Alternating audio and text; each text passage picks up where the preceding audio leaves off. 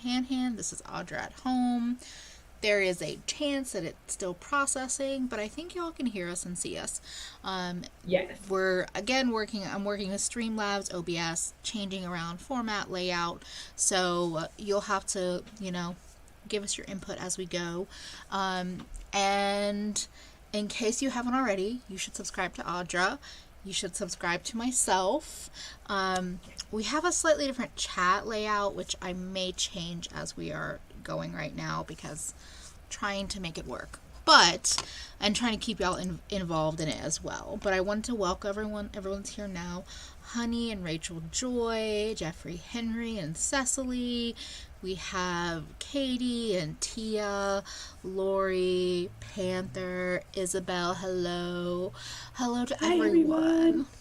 The Unorthodox Gemini. So many regulars and some new faces always show up. So thank y'all for being here. And people are loving the wig, as they should, looking like an actual mermaid. I went into town today. It was fun. I love that. You were like, I'm buying liquor or whatever you were buying in town. Yeah, I was just getting some beer, and everybody was just like, small town living. I realize you are, hold on, we're gonna adjust a tiny bit. We're gonna try to adjust a tiny bit. But thank y'all for all your patience as we try out new things and new formats, and there we go. That's a little bit better. Okay, so welcome. Oh, I see Sarai's in the chat. 90 Love Child. Hello. Hi. Welcome. Thank you for stopping by. We just started. For anyone that's here, if you happen to be watching on the replay, we're trying to keep the chat involved, but also if you want to open up your live chat replay from YouTube, that can be a great way to keep up with some of the conversation that we don't always get to on stream. So, and I think that was it. Did you want to say anything else before we jump into topics and such? No, I'll just tell everyone, this is the going into town hair. Being in a small town, everybody was staring. Everybody, and I really felt that 90s comeback was like, take a picture, it'll last longer. So I love that. That. I love green, so I was just like, okay, I love seeing that. I saw it before I saw the wig and the glitter freckles, so I was very happy to see it all together. And it's Give Me Glow Shadows is what I have on my eyes. Yes, mermaid realness happening. And thank you, Faye, for the love on the new layout. Like I said, constantly playing and trying new things out. So, first of all, for some of y'all that know, some of y'all might not know, we're here tonight to talk about makeup that we love to hate. Yes. We always love a good roast. So, if we say anything that offends your makeup loves, if we talk about a product or a brand that you really love, first of all, you can totally talk about it in the chat. We want to hear, you can fight back with us and be like, no, I love it for this reason or that reason. But seriously, no offense. It's just, there's a lot of seriousness with makeup, but I think we're going to be pretty silly. Silly roasty. Yeah, I think you wrote down the stuff, and of course my dumb ass, I forgot. Oh, we only talked about the three things that are in the thumbnail, which are the Becca Zero Pigment Foundation, Morphe, and Everything Glam Light. So, Everything Glam Light. Let's start there. Everything Glam Light. Let's have an everything. Here was my problem, and why I would never buy anything from Glam Light. Which I think they've kind of fixed that this go round. Let's hope that they keep it that way. Yeah. But by the time that fucking donut palette came out, I couldn't I'm like, where am I supposed to put this shit? Where am I going to put it? Where am I going to store it? I don't have, do I put it in the kitchen? Do I store these eyeshadow palettes in the kitchen? Because that's the only fucking place they're going to be able to fit. Like, I just didn't know what I would do with them. Like, they were just like, here, you want this hamburger? I'm like, no.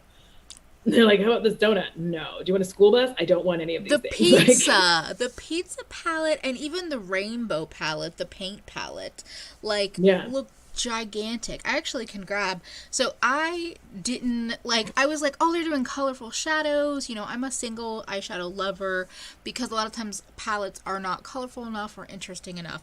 And I felt like they were doing things that kind of drew me in the colorful range, but not the packaging, especially all of the very realistic packaging. Oh, thank you, Soraya, for the super chat. Appreciate that. Blushing. And That's the pears awesome. are so silly, and like when they come through on, you saw it on the screen. It'll like it describes it in Yes, I'm words what looking it's at it. It's doing, so and I was cute. like blushing. What?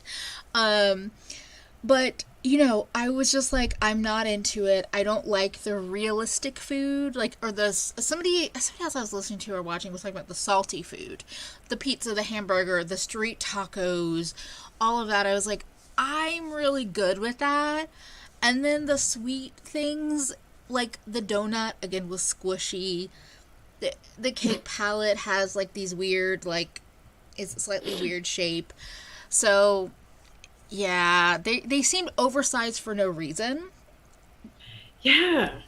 Yeah. Like, to me, because I feel like when you look inside of some of them, they're pretty. Like, the color story's nice. But I it's have just, what the props. fuck am I supposed to do with this? Like, what am I supposed to do with the pizza? Like, where do I put this? Soraya, those things are obnoxiously huge. Yeah, I don't know. And I don't have tons of storage space. Oh my God. And that burger is so poofy. I remember you Bigger than showing my that. head and thick. So I bought the ice cream palette. But right Yeah. before that, our friend on YouTube and Instagram, Millie, Bats the Brow, was selling her burger palette. And I mean, this color story, because of the greens and the yellows, I was like, and at the price she was selling it for, I was like, I would buy this and depot it. I still have plans to depot it. I just haven't done it yet. But to get 16 eyeshadows and be this big versus getting 30 eyeshadows at basically like the same size and even smaller because it's not as thick. Like Is that squishy? this is the top. Yeah, the bottom is just kind of covered, but the top is squishy. So where do you It's try to keep that? it's been sitting out because I'm going to destroy it. I just haven't done it yet. And then this one, it's still a little chunky. They still went a little thicker than I would have thought. And also, I'm not really a huge palette fan, but at Yeah. least it's all square pans. It's a rectangular palette. It's cutesy and it has an obvious theme, but it's not just so far gone. Is really what it feels like. Yeah, I feel like it's just one of those things. And then I feel like they like started this trend of like food palettes and like Yes. doing that. Like, oh, we've got popsicles, and for me, I get it, but like, and here's the thing, I can be whimsical. I have whimsy. Says I'm the person in a whimsical. pastel ombre tie-dye wig and sparkle like glitter freckles. Yes. I know, I'm Whimsy. whimsical, but it's like I need my whimsy to be practical because like even this like freaking Too Faced like packaging, like it's cute, right? But Yeah. like storing this bitch, like I just have to set it on top of the rest of the highlighters because it's so thick, you know? That's what he said. Okay, so anyways, like but like because it's pretty, but the outcome is like, where do I put this every time? And I just have to store it like on top of everything, and it's just like this giant honking thing. Yeah. So I just don't like. I don't get it, and I hope that I hope that like coming 2021, we stop this like this like let's put palettes into shapes of things. Like you can call it a burger palette, Yeah. you can call it what like, but like, can we not? If it's not lip gloss like the Tapatio, if it's not that, like, just don't. Like, please stop. And the Like, thing is, for me, I got even more annoyed less by Glamlight and more by like Bombshell Cosmetica had them. This other new brand has like an ice cream sundae palette that has like a thin handle part.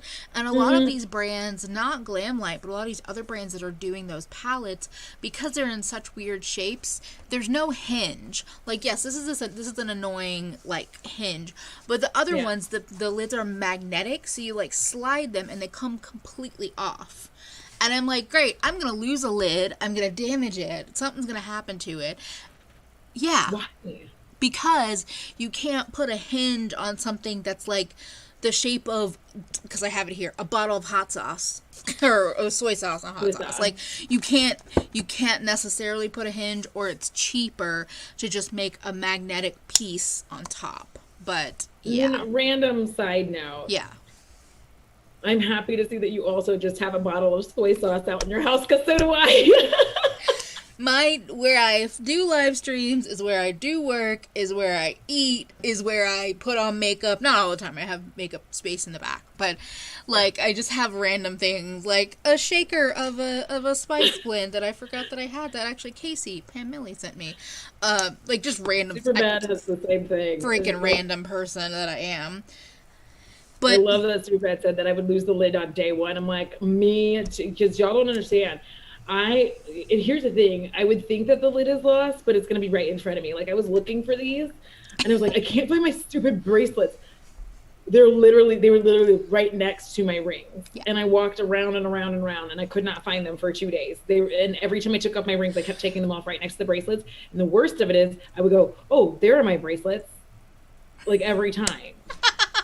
So that's a feeling. I did it again today, putting them on, and I was like, ugh, I lost them again, and I'm like, Audra. So like that lid thing is ridiculous. Yeah, it's just, and it's different, but I kind of had a similar reaction, if I'm going to be honest. I had a similar reaction when I saw Pat McGrath's newest highlighter, because it's not a compact. It's a screw-off lid. It looks like this beautiful gold compact, but it's actually like a gold hockey puck, where the lid completely comes off, almost like a container of loose powder. Yeah, and I already hate that for my loose powders. And I'm just like, I don't want that for my highlighter. Like, just give me a pretty compact so I can go, open it up, put it on, and then close it. But Thank to, like, you, take off the lid, sit it down, like, yeah, no, I'm good. Yeah, I mean, that's another thing. This is just like a makeup thing I love to hate, which is like, can we please normalize the idea that lids can all just be like attached to everything? Like, can we just have it, like, can we have powder where you don't have to screw it off? Like, I pull it forward, like it has like a magnetic closure, and then I just pull it forward. Cause like, y'all, every time I open a powder and then I set the lid down, and then I just know something terrible is happening to my powder for the like 47 hours that I couldn't find the lid. Like, that's true. I would love that, because I've even felt that. Literally, I have so much of my makeup right by me. I got the new gel liners from newish gel liners from Lethal Cosmetics, and I've been enjoying playing with them. But like, they have a little lid piece and a top, and so every time I open them, I'm just like, I just feel like if this was just something that could snap open and snap shut, maybe it's not as airtight then, but. Just so annoyed by it. Like, so annoyed. Rachel Joy, everybody's holiday. Like, because Rachel Joy said, I feel like PMG decided to just say fuck it and give us the worst holiday collection her brand could possibly produce. I feel like that's like that every holiday. I feel like we forget every year, because I remember this last year and I remembered it the year before. I feel like we always fucking forget that holiday collections, for the most part, are trash. Like, they're just like trying to unload the bullshit, and I love to hate that too, because some of that shit I'm gonna buy. Yeah, no, that's the thing, is that you mentioned that to me earlier, because we were talking about everything and anything, and I was like, oh shit, yeah, because I know Tarte, Too Faced, I even think Fenty never does holiday well. Like, but I know a lot of these brands that are doing holiday are not using, this is not always known, but you can usually tell from the country of origin, they're not using the same factories. because they can produce at a lower price point. A lot of these brands that are like, it's holiday and it's limited edition, they do one run of it and then it's sold out. So if they do one run and the quality is shit, it's like, oh well, we're done with that now. So yeah. I think that we assume certain brands are going to be better quality, even if it's holiday. But if it's holiday, we kind of can't make that assumption. So, yeah, I mean, because here's the thing, like I love to hate it, but I also love it, because the reality of the situation is we're really getting, like, essentially what it is an end of year sale. Like, let's be real about what this is. They're gathering all their shit that they've had all this year and that they've produced all this year, and they're trying to sell it before all that stuff expires. So they're just like putting shadows together in palettes and being like, here y'all go. They're like, oh, we're gonna, like, this is the same damn highlighter or bronzer that we've been serving you all year, like Marc Jacobs. We're gonna put it in cherry packaging. Have a good day. Like, realistically. Yeah, it's just and it gets really frustrating because, like, every once in a while there's a brand like Melt that does the Amor Eterno collection with the Muerte and Vida palette, which I still stand by. And I say stand by like I've made a video on it. I'm going to make a video. It'll be one of my end of year videos talking about palettes I don't regret not buying. And spoiler, Amor Eterno will be in there. Because the reality is that they did a really pretty color story, but I'm glad I didn't spend $110 on 2 palettes when the reality is I wanted one. And I didn't want the one of the ones they produced. I wanted my own creation of the 2. Yeah. So, but like they did something like really good, and then they make it limited edition. It's gone forever, and people are still asking for it. And then people like, you know, all these other brands do these releases, and you're just like, literally, who asked for that? And then they're just like, they don't sell, there's overflow, and it's just like, okay, so like, why did we do that? Well, and here's the thing too, is like, we also have to keep in mind that this year, 2020, is a very unique year. Like, I know we want to be hateful every year when it comes to holiday collections. Share but 2020 is also a unique year in that, like, I think a lot of people at first were buying lots of makeup with the intent of, when all this shit has passed, I'm going to look fucking just bomb. And then the shit didn't pass. It's like somebody took a dump in the toilet and, like, you can't flush it. And, like, nobody can, like, you cannot use the plunger. It's not coming out. So it just smells.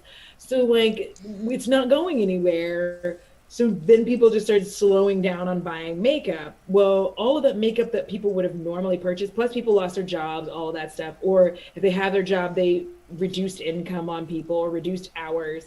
Yeah. So all of that shit that really a lot of people would have purchased, plus you have to add in all the stuff that they delayed putting out because of the pandemic. Yeah. And we have like a whole ass mess at the end of the year, because remember, like, what was it, like a month ago, people were putting out their, like, summer collection. Well, even I will stand by the thought that I think the cherry collection from Marc Jacobs was supposed to be spring. It was supposed to be spring, summer. Even the color family, the packaging, everything feels more spring to me. And maybe they did have a spring release, I don't know, but I feel like that's what it was supposed to be. It got delayed, and so it's like maybe midsummer, and they're like, well, we could have released it now. No, hold on to it. We haven't even started holiday production. We don't know what the fuck we're doing. Let's just give it to marketing, and they can figure out how to sell it for holidays. And that's where we have the Mary Cherry collection. Honey, that is hilarious. Honey said, the like button has been talking crap about you. Go smack it. I love how I smacked it. I also love Pfeffy, because we roast on Melt a lot. Pfeffy, no, seriously. Melt deflated after Amor Eterno. Like, they're a sad, bouncy castle losing air now. Just... like,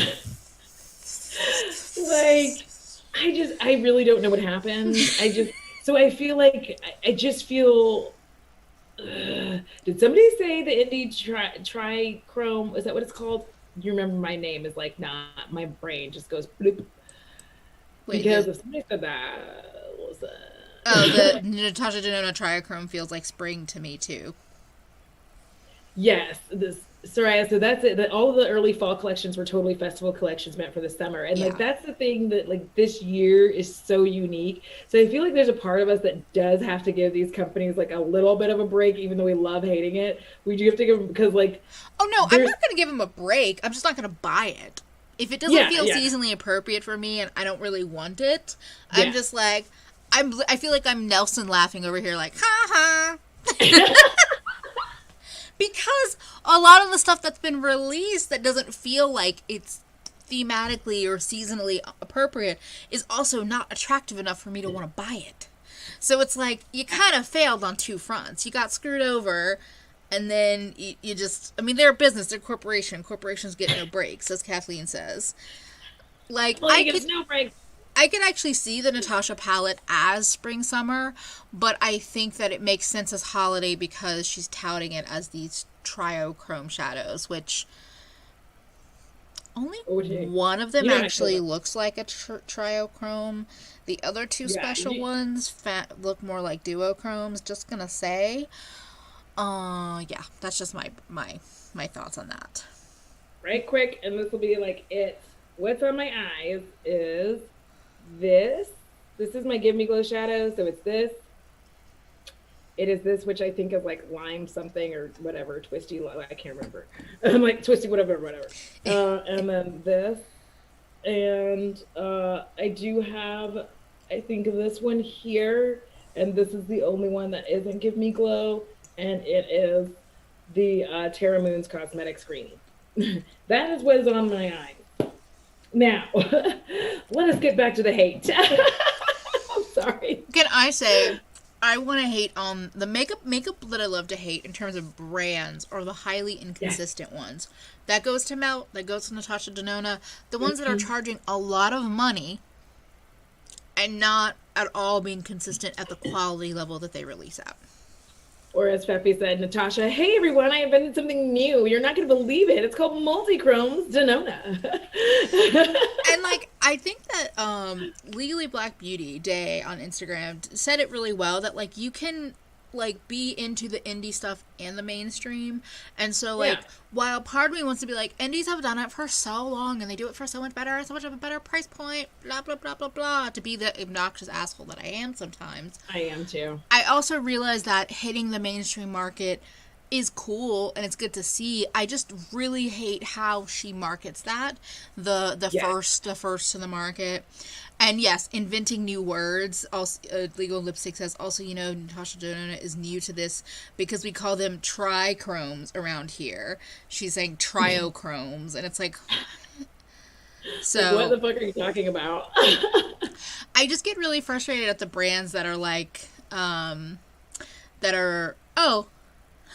Hello, Day. Lily Black Beauty in the house. Talking about how you... I just have to promote for a moment. I love Day's Talk Me In, Talk Me Out Of like series that she does on her Instagram stories, where she'll put products out there and have people respond to like talk you in or talk you out of something. And the triochrome palette was yesterday's one of the products, and it was really refreshing just to be like, don't forget, like, we can be excited for mainstream and for indie is really what I came away with it. I agree. Like, I just don't like the way she marketed it. You're right. Yeah, no. And that's the thing is I love to hate on bad marketing. And that kind of stuff is bad marketing to me. It's the same with the Becca No Pigment Foundation. If Becca had just marketed as a dewy primer or whatever they want to say, a blurring primer. Yes. My reaction, a lot of people's reaction would be completely different than the No Pigment Foundation bullshit. Well, because No Pigment Foundation doesn't make any fucking sense. No. Because I'm like, what? Like, it doesn't, like, I'm stunned. Like, when it came out, when I saw that, I was like, they have to be kidding. And then I was like, no, they're serious. And it wasn't April 1st. So I was just like... Yes, even if it was a real product, if they had released it on April 1st, I would have been like, claps to you, Becca.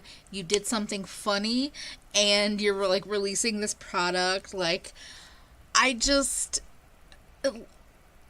you could have marketed as skincare. You could have marketed as a primer for people that don't wear foundation. Like, literally anything. Yeah. But a pigment-free foundation. As many people had said, like, yes, Becca, give us nothing. It's literally an oxymoron. Exactly. It's a foundation of nothing. Like, how is that a foundation? Like, I just didn't understand it. I was like, why would you? Because it's not a foundation, because you could wear foundation on top of it. Yeah. So I'm like, you mean like a primer? They're like, no, it's not a primer. I'm like, so what is it? And they're like, it's a no pigment foundation. And I'm like, but my skin looks the same. Like, it's not evening out my skin tone. Yeah. At all. It like, was, we know. It was a very not like other foundations moment. Here's the thing. And so Nikki, Superbad, I think is Nikki's name, said earlier, like, that there's a million primers on the market. I think they were trying to falsify their own niche. But here's the thing is I think that they were missing the point that people that don't wear foundation wear primers. I can't shut the fuck up about the VDL Lumi Layer Primer. I love it. I'm wearing it today without foundation. I'm wearing it with spot concealer. I love it as is. So if you had promoted it as like a blurring primer and shown it in use with other makeup or just talked about how you don't need foundation on top of it, I could have seen myself perhaps looking for it to go on sale. That's as far as I'll take my convincing. But the way they marketed it, I was instantly like, fuck you and fuck off, as my ring so lovingly says. Thank you to the Grim Herald via Audra for this ring. Call it a base, exactly. But here's the thing. If it were on sale for like half off, I'll probably buy it. Listen, don't. Depends on what that cost is. Half off. I don't know what that is. If it's like $18, I'll buy it for $18. I'd probably be at like 15. I'd buy it for like 15. Because like that's like, I mean, I have primers that are more expensive than that. Like, Jesus, this fucking Marc Jacobs. Oh, it's not the cost. It's I don't want to pay you for your bullshit marketing. I don't want to applaud that bullshit marketing. That's my take on it. But I'm also like petty in that way where I'm like, yeah, you gotta be really cheap, like really super duper sale for me to give you money for that if I'm frustrated at how you marketed it. Also, I want like Too Faced to stop calling it better than sex. Can I just call it something else? It really, I just hate that because like I've never had a mascara. Like I've never had sex so bad that I was thinking, I wish that I had mascara. Even the coconut situation, the coconut oil situation, even that wasn't bad enough for me to be like, I could be putting on mascara right now. Like, can we just stop sexualizing makeup in general and like skincare? I mean, like, Too Faced, Charlotte Tilbury, like writing her mascara. Charlotte Tilbury, NARS, Too Faced. Those are most of the people that I think about. It's like, can we just stop? Like, no, that blush doesn't look like my orgasm, but that's okay because you don't need to. People that I want to have an orgasm with can see what I look like then, but nobody else needs to. Sorry. And I'm not a prude. If y'all have been around, I'm not a prude. I just don't. I don't like assigning, like, things like saying mascara can be better than sex is, in my opinion, devaluating, like, how good sex can be. Thank you. And how... like, if your mascara is better than sex, you have got to, like, have better sex. Like, that's all I've got. Exactly. Have better sex. With yourself or with another partner or multiple partners, whatever you have to do. Oh, but please have sex that's better than the mascara. And Jebediah Snorkelfish. And that palette. Yeah. Exactly. Like, for that brand to go in that direction with the palette, I'm like, wow, you really are desperate. Yeah, now that you say that, like, the sexualization of makeup, I do hate that. It's because, like, some of it's cute, like, some of it's sort of tongue-in-cheek, but then there's, like, a point where it's, because, like, The Balm was really cute about being, like, tongue-in-cheek about it. The Balm feels like they are stuck in the 1950s with racism and misogyny. That's true. That's very true. But I fell for it at a time. I did. Yeah, but now looking back, I'm just like, Listen, I did too. I remember there was like one black girl every once in a while, but it is weird when you think about it, because like, how did we get to this place where we're sexualizing makeup? And like, there's a level, I think, like, if you name a shade something kind of sassy, like, I'm cool with that. Yeah. But I do feel like when people are asking you what blush you're wearing, you're like, orgasm. Yeah. Like, there's a thank you, Cynthia, it's juvenile and embarrassing. Yeah. It just is. Like, I feel like, because I'm 40 years old, y'all, and I'm not a prude, but it is weird when you're out and about and someone's just like, oh, I love, like, where that mascara looks amazing, what is it? I'm like, sex. Like, And I think that's the thing. Isabel says, I don't mind a little cheekiness, but it's a really tricky line to toe. And the Balm and Too Faced do not get it right. Exactly. Like, I could also see, like, indie brands doing, like, an edgier thing. And I'd be like, I see it. But I think it's something where it's, like, this mainstream, like, muddied, like, okay, you're telling me something that is, like, you're selling me, like, random makeup and you writing a mascara wand makeup. You're selling me, like, cutesy peach blushes and glow job mask. Like, I think most of the brands don't commit. And that's really, like, that's probably my problem with it. yeah, and like, here's the thing that we don't, like,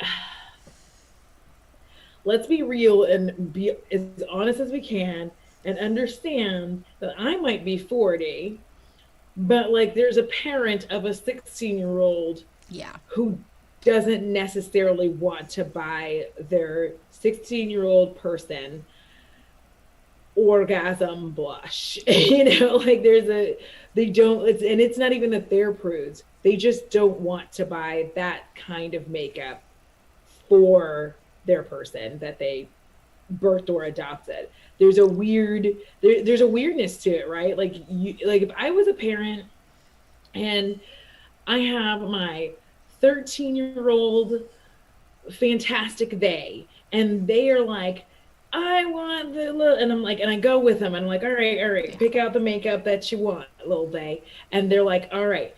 And then we get there and I'm like, oh, you're not getting that. You're not getting that. Like, I'm not a prude. But here's the thing. Other people's parents are, and I'm not going to put up with the bullshit from the other parents. When you're over at their house and you're doing all this stuff, I'm not going to put up with it. So like, you can't have this because their parents suck. Like that. That's the thing is that it's because it's a public thing, you know. Yeah. If you see a lip balm, like again with NARS, they've expanded. They do so many different products with the orgasm name, and you have a lip product, and and you're a teenager, and you're at someone's sleepover or just at their house or at school, and you like pull out the thing, and they're like, oh my god, what color is that? And then you're like, it's orgasm, like. And then your friend goes home, is like, Mom, can I get this lip balm? It's called Orgasm. I really want it, and Jane had it, and can I have it? And they're like, thank you. Jane was wearing something called Orgasm? Excuse me? Yes, and then you have to have those stupid parent calls. Like, it's just... like, I cannot believe... I'm like, listen, it's makeup, calm the fuck... And then, like, then you have to do this whole thing, I don't want to. Yeah, no. And Katie Cat even brought up, remember Farsali? And they're, like, drizzling the shit all over your face. And then it was all over Instagram. Everyone was doing the post, and I'm just like, look... I this goes back to 93 Runt said, I would like makeup with names like Don't Touch Me or Go Away. Like, that's what I want. I want a lip product. So if some dude is trying to be like I'll be like, don't touch me. They said you could call it Misanthrope Cosmetics. Misanthrope Cosmetics. Like, it's an idea. I just hate that. Because I think that maybe at 13, I thought that kind of shit would be cool and funny. But, like, the older that you get, like, I'm not going to have little people in my house. Like, I'm not going to birth little people. I'm not going to adopt little people. No. But if I were, that would be that's a deal breaker for me. Because it just, again, it creates drama where you don't need any drama. Like, I'm just like my mom talked to me about everything. I would talk to my little person about everything. So I just think that it creates a lot of drama that you don't need when, like you said, they go over to somebody else's house and they're like, I use the ORGY palette. And they're like, what? Like, or they bring it over to like do makeup playtime together and you see it and you're just like, what does that say on the cover?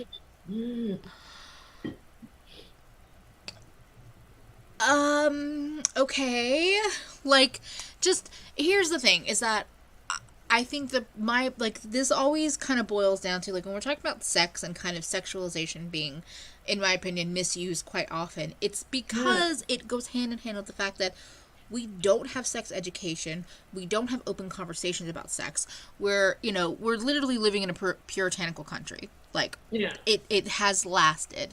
And so all of these things are being used as marketing, as sales techniques, but then we're not actually even discussing, like, things like how orgasms work, like giving young people the knowledge to, if they want to explore themselves, do it safely with knowledge, so also they don't feel the compulsion to necessarily have sex with another person if they don't want to but they're curious. Like, there's all these different layers to it that we never talk about, and so now we have all these adults just like not doing shit in the bedroom, thinking they've somehow done something for their partner. Their partner's sitting there like, well, let me charge up my toy. I made like, my face, my I'm bored face, where I'm like... Exactly. And it's just, there's the peer pressure, there's like all of this that I'm just like, look, if we want to use sexuality for marketing purposes, we need to fucking talk about it outside of that space. Yeah, because it is weird, because it's like nobody wants to have sex education, but then they want to get mascara and be like, let's go to sex. And I'm like, that's weird, y'all. Like, that's and so again, weird. If it's better than the sex you've had, we need to talk. I'm just going to say, we need to talk because you deserve better. Yo, I have no idea what happened with that whole Zoom call, and I'm glad I don't exactly, because poop.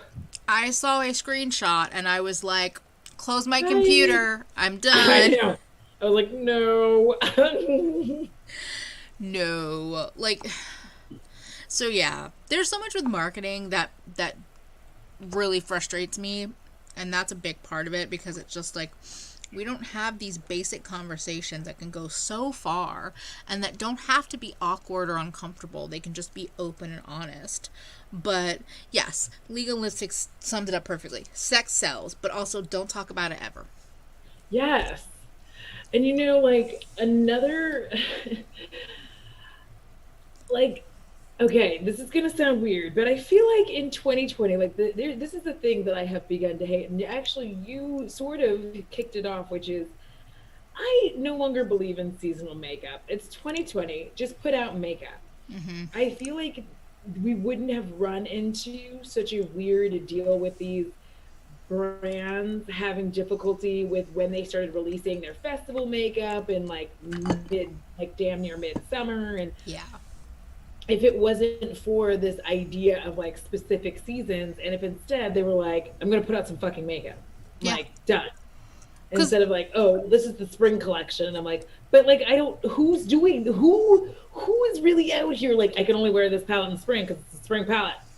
And then so spring's gone, can't wear it no more. Like, because again, if the marketing is good, you can market anything for any time. Okay, everyone was sliding into their oranges and coppers and brown makeup looks, and I was like, give me this fucking pastel palette. But also, here's the thing, is that I could see these icy purple and like green, blue, like winter, icy snow time looks, like fucking pastel ice princess. Like, I don't need, but also like I wear different colors all the time, and I don't really care what season it is. So sometimes I do want something new that's glittery and bright pink, and it's like December. So I'm like, well, good luck with that. Yeah, because like this isn't fall. Yeah. Like And I want to break free because I feel like makeup started doing the same thing that fashion does. And I want Mm-hmm. to break free of that because realistically speaking, first and foremost, depending on where you live, there isn't a fall. Yeah. Like, like Beauty lives in Florida. I live in Texas. Like, if you live in the South, it's been like 80 something degrees. Even Like, if you I'm live in not. New York, like it's been like some days it's 60, some days it's 80, some days it's 70. So like just Yeah, like I'm not. There are no leaves turning any colors. Here's what's gonna happen here, y'all. The leaves will turn colors sometime in November, and they'll just all maybe fall. December, and then they all just go. Like you get to see it for almost like basically like 3 days is what you're gonna Yeah. get out of this. 3 days. They're gonna turn a pretty color. You're like, oh my, and then they're all gone, and you're like, oh. And then there's just like these barren, angry like branches, Yeah. and it's cold. We don't like all of us down here, we don't have seasons. We don't have them. We don't have a fall. We don't really have a spring. We just have really fucking hot, not as hot, cold. Really fucking hot, not as hot, cold. Like those are the seasons that we have down here. So I'm just like, yo, it was 88 degrees today. Yeah. I don't like I'm not experiencing a fall and I don't feel like I need to be wearing like Ugg boots and infinity scarves. Like, Well, and here's the thing is that it goes back to this thing that we keep talking about like no rules in makeup. Like, yes. or this is something I'm very strong about. There are no rules, there's no restrictions. So if it's October and you're not feeling like spooky makeup with black lipstick, or if you're not feeling like browns and mustard yellow and greens, and you're really like, I want some bright blue eyeshadow. I want like orange, like I don't know, whatever you want. Like you can wear it. It doesn't matter.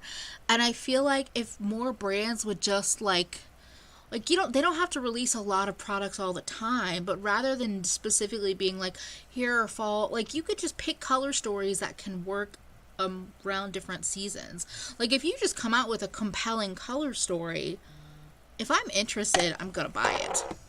Yes. Like I don't know why it has to be like, okay, well these are the colors for spring and these are the colors for fall and Yeah. these are and I'm like, y'all, like I just let me put on whatever the hell I want to put on. Like to me, like some winters are darkness and gray, and then other winters I'm like, let's look like summer in sunshine because it's sucky outside. Because Let's I'm gonna remind our fake it till I make it through it is yes. really what it comes down to. Like, and also Yeah, yes. because there's They different. probably won't turn. It was 87 in Nashville. There goes our annual trip to East Tennessee to see the leaf change.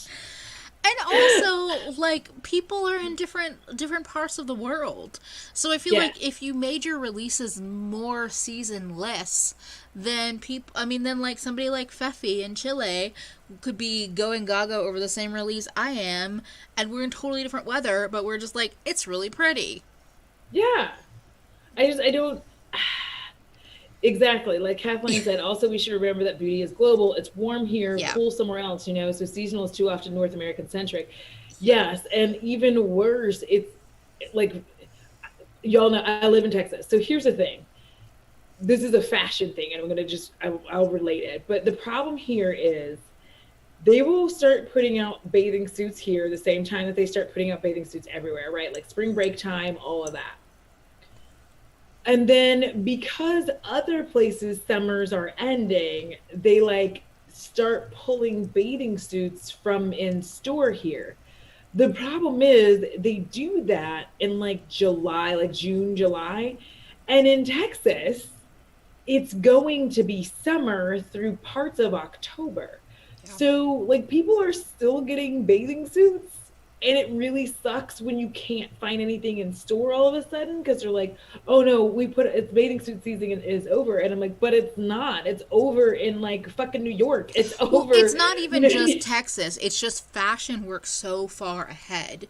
There have been times when it's fucking February and I'm like, I need another sweater, or I need a this, or I need a that. In New York, I go to a Macy's, I go to I don't know, Forever 21, wherever I'm going, and they've already they've pulled off all of the winter stuff and it's just spring stuff out now. Or the only winter things they have left are the super, super sale items, which are like the terrible looking stuff. Like, it's not just Texas, it's a fashion thing. And unfortunately, fashion dictates makeup, like, in a lot of these other markets. And I just don't understand. Said it, though.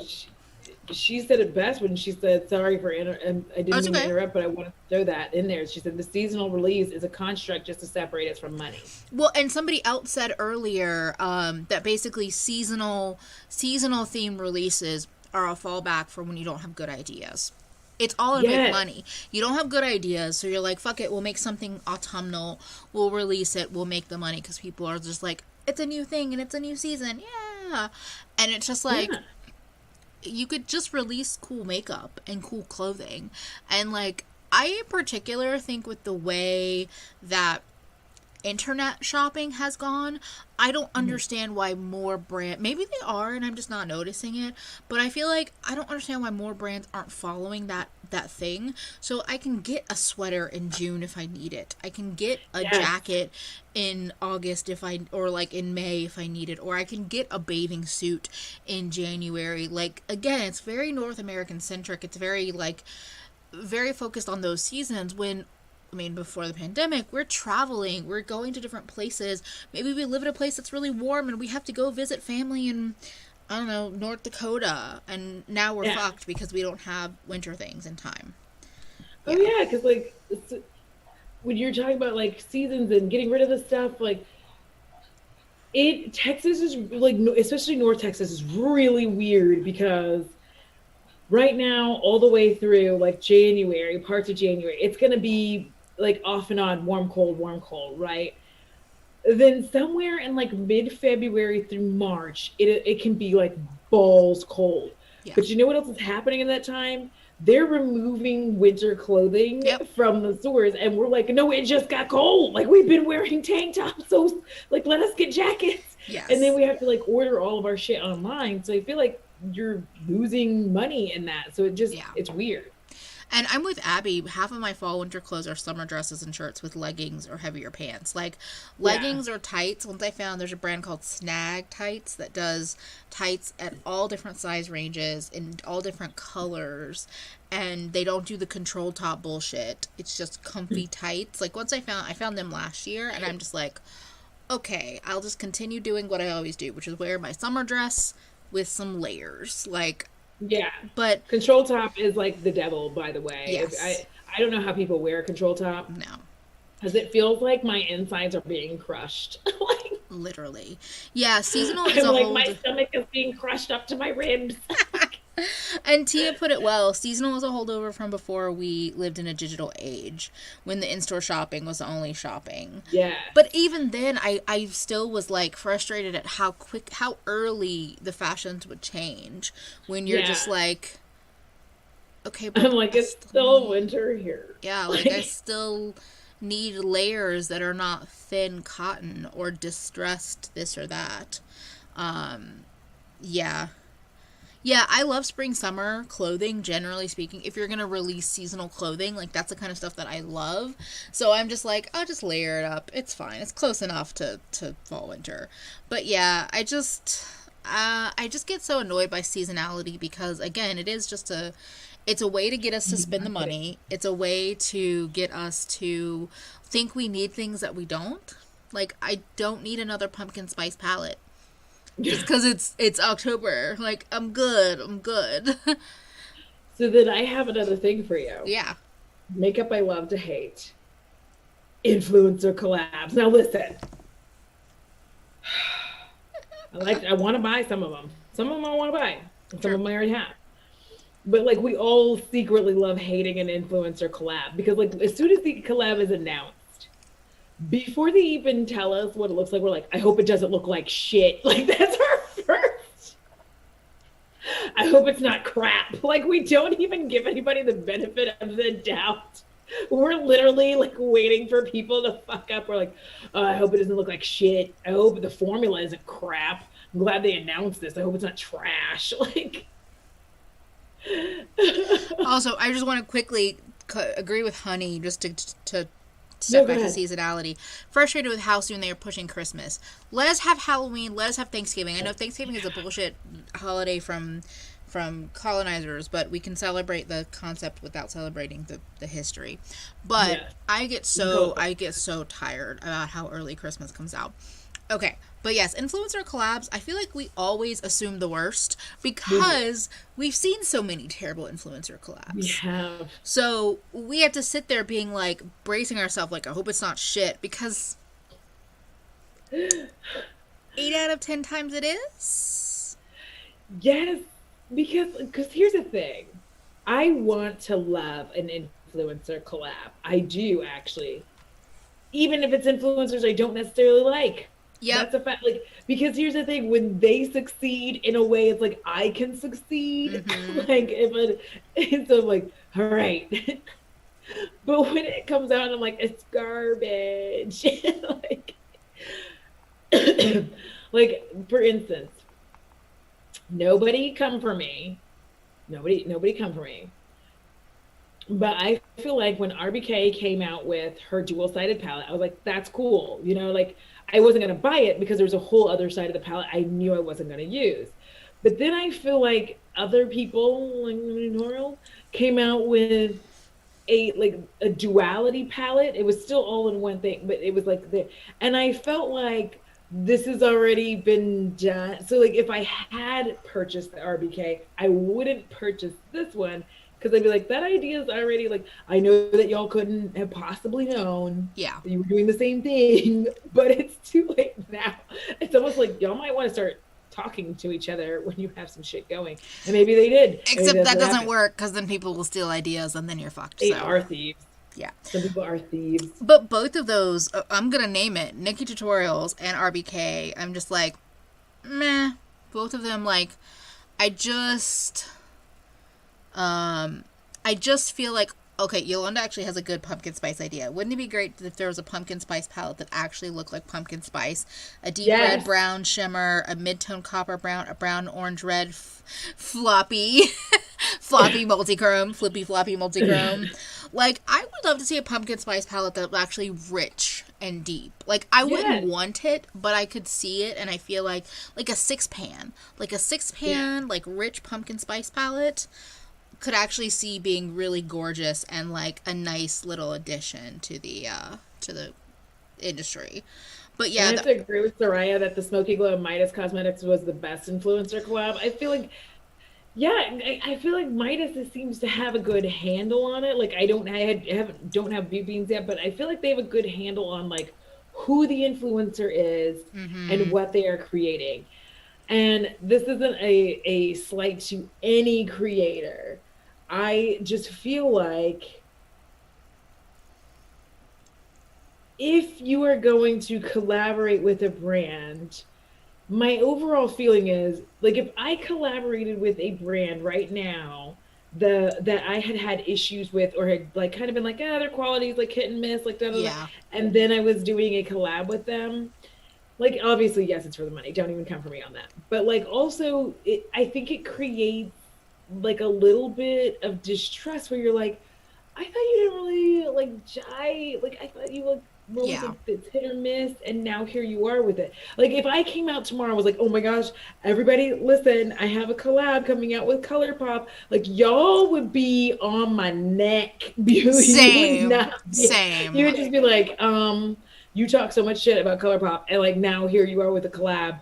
It doesn't make any sense. Yeah. Unless I've been like steadily changing my mind about the brand and being like, you know what, I like this and this and this from them, which, you know, 2021, I'm gonna reopen some doors. But like, if I hadn't been doing that and had been steady talking shit and then all of a sudden just like collab, it's weird. And I think that that's maybe part of the problem. So yeah, I just think that like, okay, as many people as I've seen talk negatively about Pure's eyeshadow quality, I didn't care who it was with. I didn't. Because here's the thing that frustrates me a lot of times when I see influencer collabs, even if they are reported as good, is that you are enticing a customer to try a brand that maybe they've never tried before. You try it, maybe it is great, maybe you do like it, so you're just like, I'm gonna go buy other things from Pure, or I'm gonna go buy other things from Beauty Bay, or I'm gonna go buy other things from Shroud, or whatever. If you had to work so hard to bring the brand up to a quality that you were okay with, you're basically setting your customer, your not your your customers, you're setting your followers up to waste their money, because they're going to be like, oh, well, I'm on the Pure website, so let me grab this or that, or oh, I'm going to go back on and buy things, and then the only thing that they really enjoy, if they enjoy it, might be that one palette.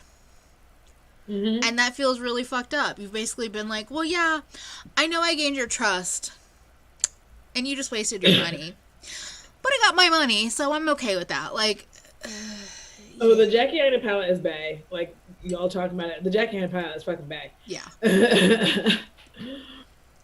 And Meg, I really listen. If you're in my Discord, I would literally get in the Discord and be like, listen, y'all, Mama needed to pay rent, and this is why this is happening. So don't judge me. But like, exactly same for ColourPop, for a brand like Pure, for. There's probably a lot of brands out there that if they came to me and had the right $sign, I can't deny that I might take it. But I also feel like a lot of the audience might be like, fuck you. But we talk all the time about how capitalism is this like evil in our lives, but it's also right now a necessary evil because we can't live without it. Like, you have to be a part of it. So y'all might be like, wow, I don't trust you anymore. But also, I've talked about how we need money. So, yeah. I don't know. But I do think it's interesting how we just instantly assume the worst when it comes to a collab. Or we instantly assume, I think a lot of us assume that they are kind of lying or over exaggerating how good it is when it comes to a collab. And here's the thing. I think the thing is, I think if they came out of the gate and said, like for instance, Oprah sent me PR, right? Because I came out of the gate and it was just like, I'm not an Oprah bitch, right? I'm probably never getting any other PR from Oprah. That's fine. But I did not also, like, if they want to do a collab with me, right? And they want to do an eyeshadow palette, I would be the first one to tell you in my announcement video, I'd be like, listen, I know. I said that the shadows could use some work. And I said, da, da, da, da, da. And you know what I did? I fucking worked with it to make it happen. Because I wasn't going to put out bullshit, you know? Yeah. So it's that kind of shit where it's like, if you would just say that up front instead of being like, I'm so excited to announce my collab, like, da, da, da, da. And it's like, well, are you going to talk about the fact that, like, you've always had issues with me? Or, okay, never mind. So sorry. Yeah. I'm bringing up old shit. Yeah. Or even if you didn't have issues, just, it, like, sometimes it's not even that. Sometimes it's just, like, I don't know. I think it's really interesting because, like, okay, the recent one that's on top of my brain is the Nikki Tutorials one, because I've seen some good reviews, but I've seen a lot of people saying the mattes are not good. They don't build, they flake off, they fade really fast. And then I've seen Beauty Bay release, and then, like, I also, like, I know they did a palette with Mitchell, and that got good reviews. But then I've seen other people talk about Beauty Bay, both the Nikki palette and other palettes they've released, being like, this is trash. So it's like, okay, so what is it? Yeah. And I know that makeup is subjective, so it can be different things for different people. But I don't know. It's just like, it's hard to trust, and then I don't want to spend money with a brand that I don't trust. I think that's what it is too. Even if I love you as a creator, if I don't necessarily trust the brand you've collabed with, I might not be willing to spend the money because I don't want to waste my money, and I want to be excited about things. Like, I don't know. Yeah, and like April was saying, was just thinking what parts of Samantha March's collab because I already like their products. Yeah, because there's definitely, like, listen, I'm going to say this, Oprah in the highlighter game, it's fucking on point. I'm not going to lie. That shit is, their highlight game is there. Like, you can build that bitch, you can be subtle, and you could use, like, some of them that have color in them, you can be subtle with the color, or you can just, like, blind people with it. It's up to you. The highlighter is bae. Their blushes, Bae, their eyeshadow, work on it. But like, but then it's just like Annie was saying, if people would stop tilting their reviews as 100% honest review, folks wouldn't doubt that. Were you lying all the other times? So and this is, I'm always saying this, and I have I love it and hate it at the same time. This is why I do my bops and flops instead of a favorites and fails every month. I do this very specific, and I updated the format and all of this stuff. So it's an all-encompassing video. It's very long. But the reason I do this is because I could tell you I loved a product on a first impression when I first tried it, right? Yeah. I want to be able to come back and talk to you about it later. And not just like 2 months from now, 3 months from now, 4 months from, I want to be able to, by the end of the year, have a completed overall feel of this product and be able to say like, hey, would I spend my money on this again? Because I think that a lot of us have shit in our cart that you might be able to like pull the trigger on some of those things because of people like Emily and like myself saying, I have had this product for this long. I have used it several times and I like it a lot. And I'm so glad I bought it. And also the opposite, being like, I fucking hate it. Yeah.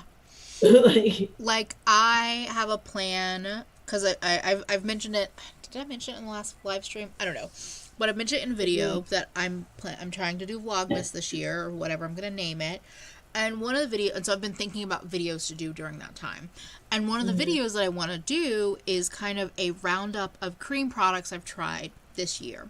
Because I've been curious about cream products and more tempted to try them than somebody like perhaps you have been.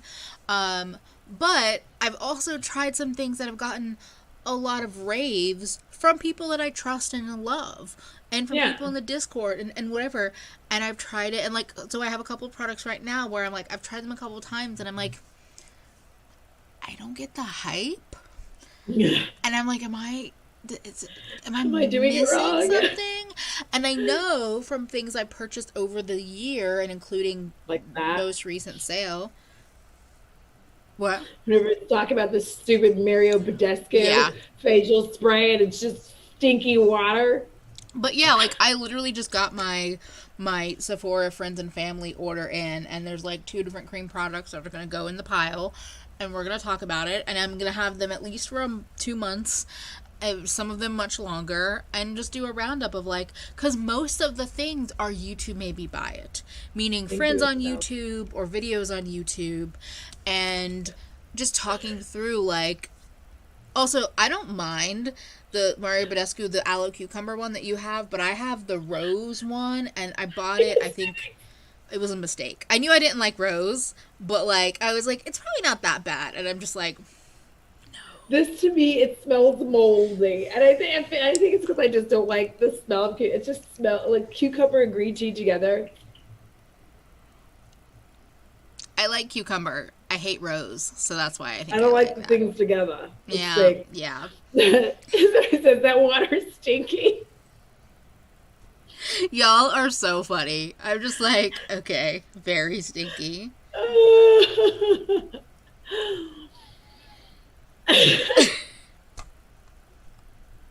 You know what makeup we haven't talked about that we love to hate?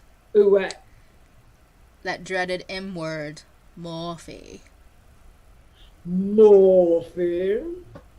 Or giant palettes in general. Yeah, it's like Morphe and giant palettes.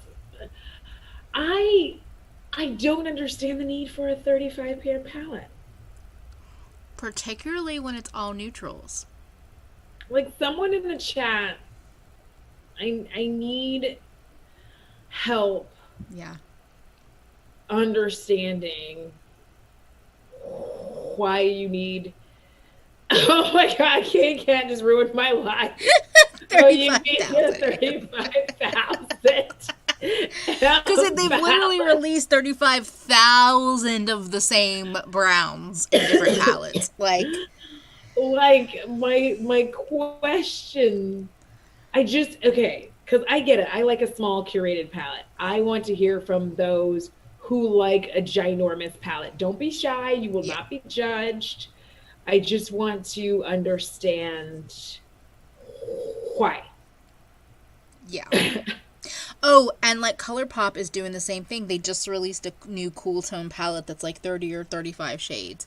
And Yeah. again, this is another thing I love to Really? hate is when they release something like they basically went like, okay, here's a little cool tone palette which we've already released 2 or 3 times before, but you know, we're not going to talk about that. Okay, now here's a thing that's 5 times as big, but it's the same colors. Like 2 weeks later, a week later, and I'm like, I don't understand this. Like, I don't. Why? Why? That was at the Morphe site. Don't at me. It was for research. Like Morphe has a full makeup line. Is anything they make good? I think that they do actually have some good products, and if they didn't have all them shady ass practices, I feel like more of us would be buying from them. But it's like they've had some shit where I was like, listen, don't at me. I was gonna say, I think the only good thing they make is bronzer, according to you. I don't think Well, anything I else was is good. tempted. I don't want to hear any shit. Okay, everybody, put it like the James Charles Morphe palette. All right, leave me alone. Okay, just don't like. Wait, is Don't it look at me. good, or do you just mean you have it? I wanted to have it. I wanted Oh, to that's have it. fine. We all wanted some bullshit at one point in time. I still would like if it showed up, like I still wouldn't be mad if it showed up. You know what palette I first really felt influenced to buy? There's a couple, but I didn't buy. Well, the first palette that I think YouTube truly made me buy was ABH Modern Renaissance. But the Makeup Geek and Manny MUA, but the ultimate one that I almost bought more times than I can count, the Jaclyn Hill and Morphe palette. So you have no shame. We share shame. Yeah. Like the white packaging with the couple of colors there, and I for some reason trusted Jaclyn Hill at that point in time. I wasn't like a stan, but I was a fan. Yeah. So many times I almost bought that palette. I almost. And I don't know why I stopped. I don't know what held me back, but I never did it. But I was closer. I thought about it more than I ever should have. Yeah. Like, here's the thing. I didn't buy it because of all the shit surrounding, like all the drama and all that stuff. But also, like, I'm an old woman. I can't understand what James Charles is saying 99% of the time. It's not even his fault that he's young and he talks like I'm sure there are people who are young who don't know what I'm saying. I don't know what James Charles is saying. When he starts talking, like I will understand part of it. Like I'll understand the hi sisters, and then like he goes, today we're gonna and I'm like, and I just feel stunned. You know how like if you would just wake up, right? And you like let's say you passed out, you were drinking and you pass out on your bed and you forget that you left the overhead lights on in your room. And when you wake up, you're like, oh, that is what it feels like when James Charles talks. Like, I don't know what he's saying. I'm like, ah, and I get shocked. So, like, I can't watch his channel. It's fine. It is what it is. Yeah. But I wanted that ballot, and, like, I still really want it to kind of show up in my life. Like, who cares? Who cares? Who cares? I want it. But with you with large palettes, do you actually want it? Like, I literally bought this. I would depot it. This is the biggest. Oh, Morphe palettes are like practically impossible to pot. Are they impossible? Like impossible. Plastic palettes are really challenging to depot unless you are planning on just repanning everything. Because usually you have to use heat. What? I don't know what I said. Just random pretend French. But yes, this is probably the biggest palette that I bought, and I have a plan on depotting it because I generally like the formula. Like my plan was like, let me try it when it's in palette form to make sure I like the formula, and then if I do, I'll turn it into singles and an empty palette. and I like it, so I'm going to do that some point in time. Who knows when. But even this, like, I'm not playing in, like, all of, like, I'll pick an area, and I'll be like, okay, I want to do this specific one. But, like, I don't like working with large palettes, generally speaking. Like, more than 15 colors, and I'm just like, I'm good. Alex, send it to me. Yolanda, that is another makeup line I love to hate. Like, how is it so expensive? For what? For what? That whole rebrand. We're talking about Makeup Geek, if you didn't see the comment. The whole Makeup Geek rebrand was the biggest joke, in my opinion. What even changed? Like, I had a Makeup Geek palette. I hated that. Like, no shade. I just didn't like it. Like, there was no real payoff. It wasn't really that pretty. Yeah. It was all right. It was dry. It was dry. And here's the thing. I had other singles from them. They were also dry. I don't know if they were old. Like, I don't know if she was just handing out old shit into these, like, beauty boxes. That's the point of the beauty box. I'm sorry to break it to you, queen of beauty boxes. That's the point. They get all the old shit. I got them before they got crazy. Like, I got them before everything was like... But no, I truly think, because I didn't buy Makeup Geek when they were originally, like, popular. I do think that they, at one point in time, were doing foils and duochromes better than a lot of other people were. Yeah. But I think the market caught up to them, and then they got so expensive. And then all these... So, like, I probably feel like when Juvia's really hit the market, I feel like in terms of, like, rich intensity of color, they probably got, like, kind of... And then they got screwed over by... Or she let herself get screwed over by Jaclyn.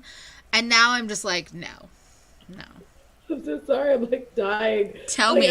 Like, Sarai's like, they got so expensive. And, like, Deja was like, I bought Makeup Geek once in 2013. That's it. Like, I feel like these are war stories of, like, how everybody... Like... I just, like, Mug, why? Like, I lost my focus. Using those shadows was like licking a cactus in the desert? Excuse me! How dare you be that descriptive, Satines? Do you understand how I was, like, having some difficulties? Because I'm just sitting here like...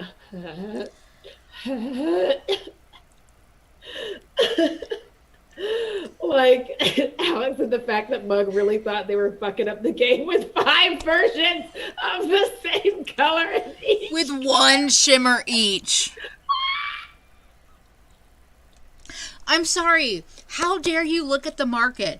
The market full of Pat and Natasha and... I don't know, all the indie brands doing shimmers and sparkles and beautiful things, and think that, like, 10 shimmers is enough. I don't know how many they relaunched with. But, like, just, what? Like, you see the market. You see what other indie brands are doing, and you see what mainstream brands are doing. And you release, like... Also, Cecily says Makeup Geek was mentioned in Millie Back to the Brows video earlier, searching for the shiniest shadows, and when she swatched the Makeup Geek shimmer Sadness. It's also because I heard that the older shimmers, like, the formula went bad. Like, they are, like, not like they used to be. And I don't know if they went bad too quickly. I can't say that. But I think by the time the new release hit, the older ones are, like, no good. And yes, Marlena did some bullshit to Tina, the fancy face. That's another reason why I don't... Yeah, she doxed her. Yeah. Gabby, yes, like, you want this white mediocrity to be good. This chat is giving me, like, strength. Like, it's, like, into my veins, like, strength. Like, just... I was like, oh my fucking god, so accurate. They tried to get so bougie and create a complicated system to save themselves. And then Like, why was that released so complicated? all these square pans but kept their old packaging. Because I get it, they want to use other packaging. Yeah. But the packaging had like a half-inch gap of like space. So you didn't have a full palette. Like it was a full palette, but it looked so ugly. It looked so ugly to me. I was just like, I know the excuses. You need room to be able to get out of your your square pants. No, no, make them fit, make them snug, or create dividers. I don't. Yeah, and that was the other thing for me. Here's where my issue came with Makeup Geek and like I guess Marlena herself was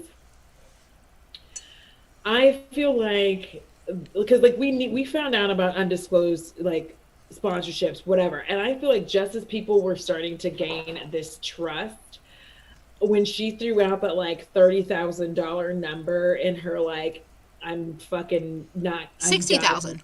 60 sorry 60,000. she threw out her $60,000 number in her like I'm fucking done with YouTube video. Yeah. I don't know if she to this day realizes how fucking detrimental that was to the community and continues to be because it gives people this idea that like people still like shouldn't be earning money from this and that they shouldn't even be earning that much money from it. And it really just is very irritating because you look at it and I'm like, everybody in the chat who has a channel, who has an Instagram, who like does all this stuff. And like if people want you to work with them and they're willing to pay you, they're still not paying you what they would pay for a fucking commercial. Yeah. And when people heard that, they heard $60,000 and their minds are just like, well, you're sitting on your ass and they send you some product, but they're not putting into account like the fucking equipment you've purchased, the camera, like all of this stuff, the time that you spent, the energy that you put into editing. Like nobody edits my fucking videos. I do. Like, so it's just like, I'm doing all of this shit, putting all my time and effort into it. Like commercials generally can cost millions of dollars. So $60,000 really isn't that much money, but people heard that and like lost their minds. And this is another spot where I'm like, was James Young and shitty and calling her that woman? Yes. Yeah. But was she shitty and like calling that whole thing out and making people kind of be like, James Charles isn't worth 60,000. I'm like, baby, he's worth a lot more than that. Even now, he's worth a lot more than that. Oh, he's only gotten more and more valuable. I just like, had to point out in the middle of the seriousness, which I agree completely with. What I was dying laughing about was Rachel Joy saying the gap on the palette was bigger than the gap between my boobs. And yes, that's the scale I use for wasted palette space now. And also Feffy saying that the matrix system sounded like an MLM, and I agree with that. But I completely agree. I think multiple people said, like, that was so detrimental to the community. It really was. She was being shady. She was being incredibly shady and thinking that she was calling out other people. And instead, she was making the entire audience, because her video went way beyond her typical audience. It went because of drama, because she purposely made it a drama video. She did. That was a drama video. She was starting. And then she was like, "I'm done," and finish. And she's gonna like start all this shit and walk away. And I'm like, it's fine to say that you don't have the finances to pay somebody, but don't diminish their worth because you can't afford it. And honestly, speaking of Tina, y'all should watch her most recent video talking about brands she broke up with, because she talked about Give Me Glow. And there's some shit in there where I was like, and Give Me Glow is a smaller brand. They have less damage to do. But basically, it was just, I was like, yeah, if you don't value the work and if you can't afford the work, that's one thing. But don't diminish the value of the work. Yeah, because that was the thing. She made it seem like because the problem was she really made it sound like people were being greedy, right? And it's easy, and I will definitely say this as somebody who wasn't monetized at the time, I bought into that bullshit, right? But because I wasn't even thinking about like how much effort I put into anything, like whatever, because I was making videos, and when you're not monetized, you don't think about it because you're not really concerned as much. Not that you're not concerned, you just don't have to think about making sure that your videos make money, right? But once you're monetized and brands are starting to come to you, you see this through some different eyes and you're like, wait a minute, like I paid for all this shit, I have to put my time together, you want me to say this and this, because like these things that they're asking you for, it's not even that they're just asking you like, hey, I just put my product in, like they want a dedicated video and they want you to say some very specific things, and then like you have to have this video done on a deadline because they want to view it before and okay it or ask for changes, and then you have to go in and do changes.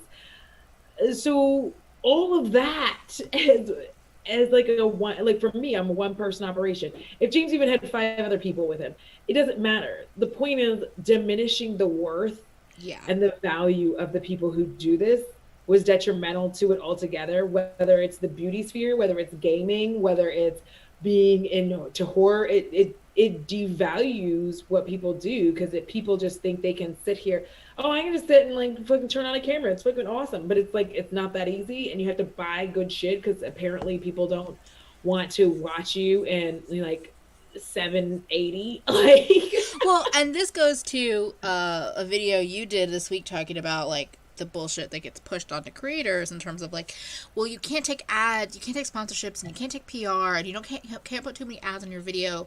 You have to buy everything, but you have to have really high quality. Like, I feel like Marlena's comment really made people question every creator, not realizing that getting monetized doesn't mean shit.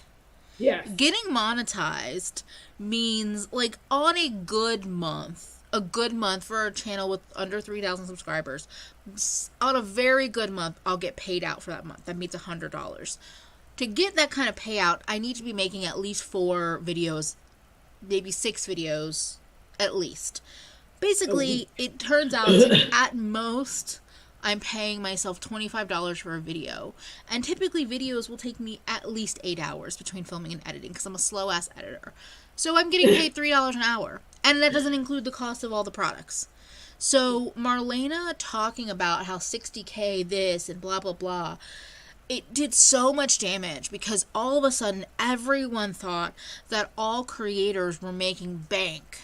That if you were doing YouTube, that you were making money, that you were making a ton of money, that you were greedy, and that it was barely any work, when the reality is it's a very small, it's that 1% that's getting that, and it also doesn't factor in, I kind of in some ways think of it as like back pay.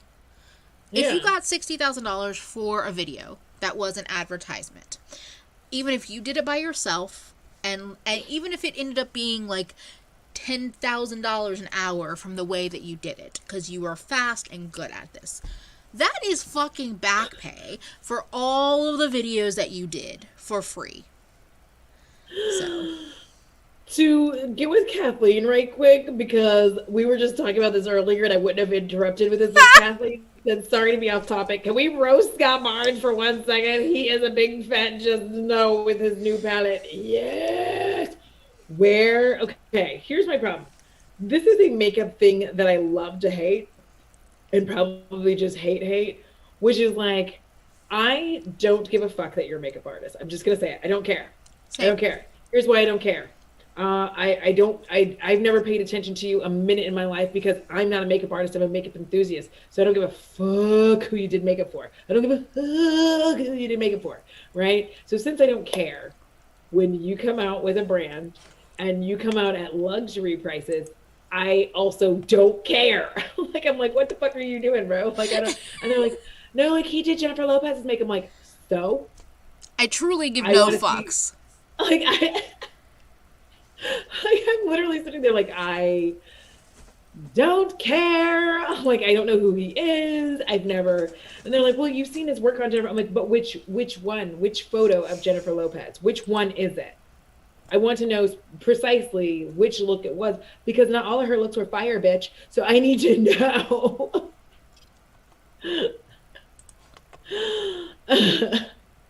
So I'm getting tired of these like people that just keep coming up out of the woodworks and they're like, I'm a makeup artist. I did the makeup for Kim Kardashian.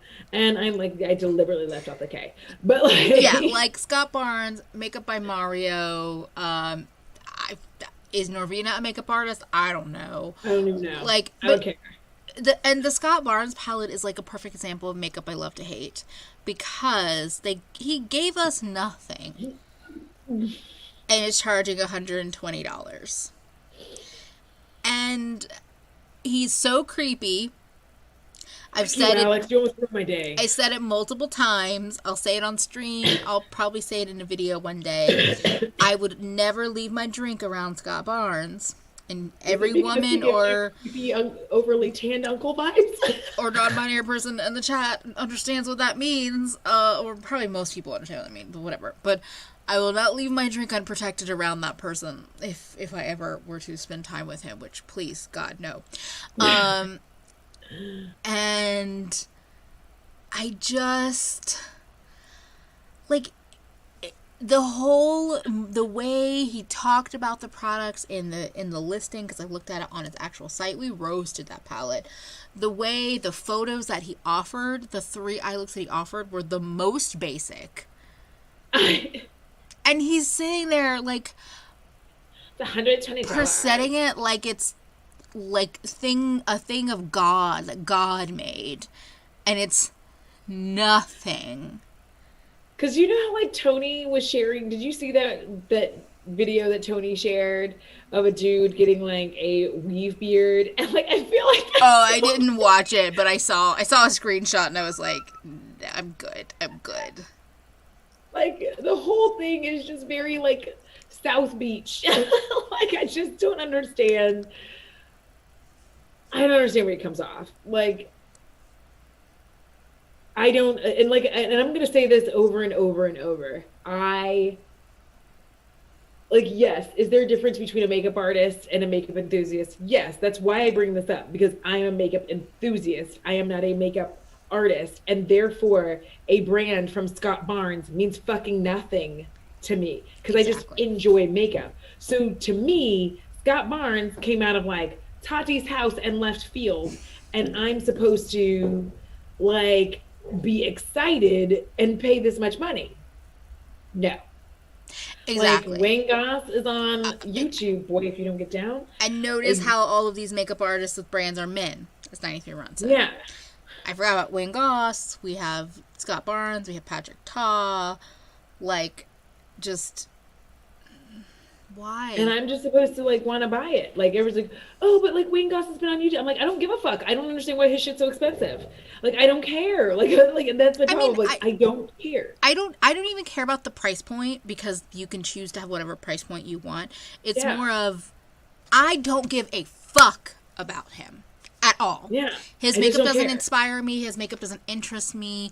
His videos never did. His personality doesn't. Nothing about that person makes me want to spend time watching his videos or give him my money. The same is pretty much true for Scott Barnes, but for different extremes. But I just don't. I don't like it. It's just not for me. And I'm just... I don't care if you're a makeup artist. I truly don't. So yes. it doesn't validate your makeup to me. Yeah, because, like, the only reason that anybody has the argument between whether or not someone is a makeup artist or a makeup enthusiast is because of the shit that they come out with, saying, like, oh, this was designed with pros in mind. And I'm like, how the fuck would you know if you're not a pro?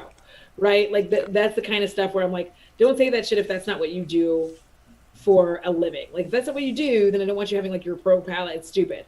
And also, that's another thing I love to hate is pro palettes, but we'll get there in a second. Yeah. But this idea that not only am I supposed to be excited by just basic bitch shit again, and I don't, like, there's nothing wrong with liking basic bitch shit. There's nothing wrong with it. But how am I supposed to like the same basic bitch shit from all of these people? All of these men, it's all the same shit. It's all the same price point. And even the price points don't even match up with the shit that's already out and successful. I'm not doing it. I'm strongly with Isabel and the energy of, I am fed up with the community uplifting men before they uplift people of other genders all the time. I don't care how talented you are. I don't. Because as soon as you are a man and you walk into a space, you have an easy pass to success. You have like an easy way. And I'm not saying it's easy. I'm saying compared to other genders, it is incredibly easy. It's much easier. And I don't want to highlight those kinds of creators or brands, if I'm being completely honest. Like, you can say I'm a misanthrope. Good. Great. You know the word. Like, and if that's not your vibe, you don't have to watch. You don't have to subscribe. I'm cool with that. I am just tired of the escalator, the glass escalator, where a man walks into an industry, particularly one that maybe he's less commonly found in, and instantly gets that success. It happened with James Charles. It happened with Scott Barnes. It happens with Wayne Goss. Like, I'm so frustrated by it. And 93 Run, I would actually buy a Robert Welch palette as well, but here's why. First of all, I don't feel like Robert would come out with an astronomically expensive fucking palette. I just don't feel like that's who the fuck he is. If you even look at his brush set, he didn't come out with an astronomically expensive brush set. He knows who's watching him, right? I feel like some of these motherfuckers like didn't even do any market research on who the fuck's watching them. Yeah. And all they did was go like, the basic bitches will love it. And then they just like grabbed a hold of these basic bitches. And again, like I said, there's nothing wrong with being basic, because like I have some basic bitch palettes. I'm like basic pinky, like, oh, mauve tone. But there's a level to it where I'm like, whether you're an influencer or a makeup artist or whatever, you also have to know who you're marketing to and who knows who you are. Yeah. And I feel like if I were just average Joe on the street, or Joanna or Joanna or Joe, if I were them on the street, I would have to like, I would be asking a question like why this palette was $120. I really would, because like I'm not a dummy, so I would just be like, why is this 6 shade palette $120? Who the fuck is this guy? Who is he? It is interesting when you see brands. That can be another thing that like I love to hate, is when I see a brand release something that feels so out of left field, either for what they've released in the past, or for like if it's an influencer collab and they release something and you're like, I know. I haven't been watching Nicki much lately, but I even felt that way about her palette, because all of the shimmers look very neutral. And I'm like, okay, you have some colorful mattes in here, but a lot of your shimmers look the same.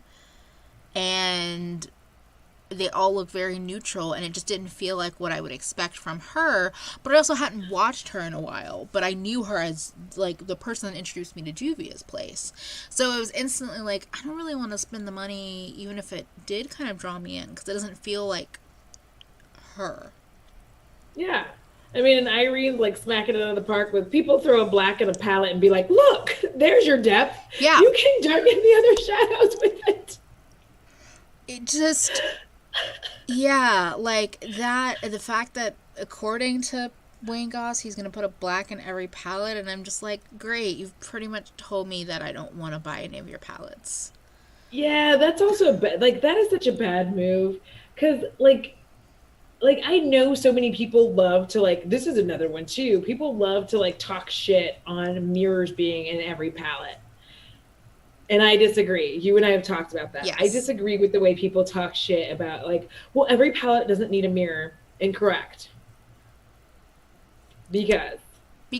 So my take on it is that not everyone buys makeup the way we makeup goblins buy it.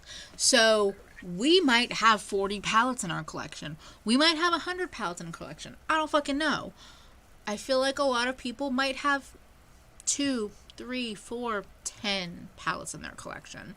So having mirrors in every palette doesn't feel like over the top, because they don't have that many palettes. And so having a mirror in a palette just feels like a convenience factor. Like, honestly, having this palette has a mirror that goes, except for like my finger width, like it takes up the whole, I don't want to blind y'all, takes up the whole like top. It's really nice. I mean, it doesn't stand up on itself, but like it's a really nice mirror in a palette.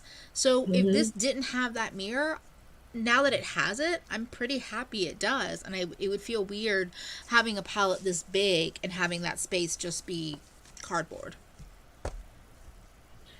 Yeah. Don't market your makeup to regular people, but make it makeup for makeup artists in mind.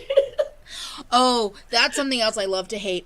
I will hate on Melt marketing their contour stacks as for professionals when nothing else in their line is marketed towards professionals. They made those powder and cream stacks and tried to say it's for professionals, and that's why we only sell them as a whole bundle. And it's like, who the fuck is buying this?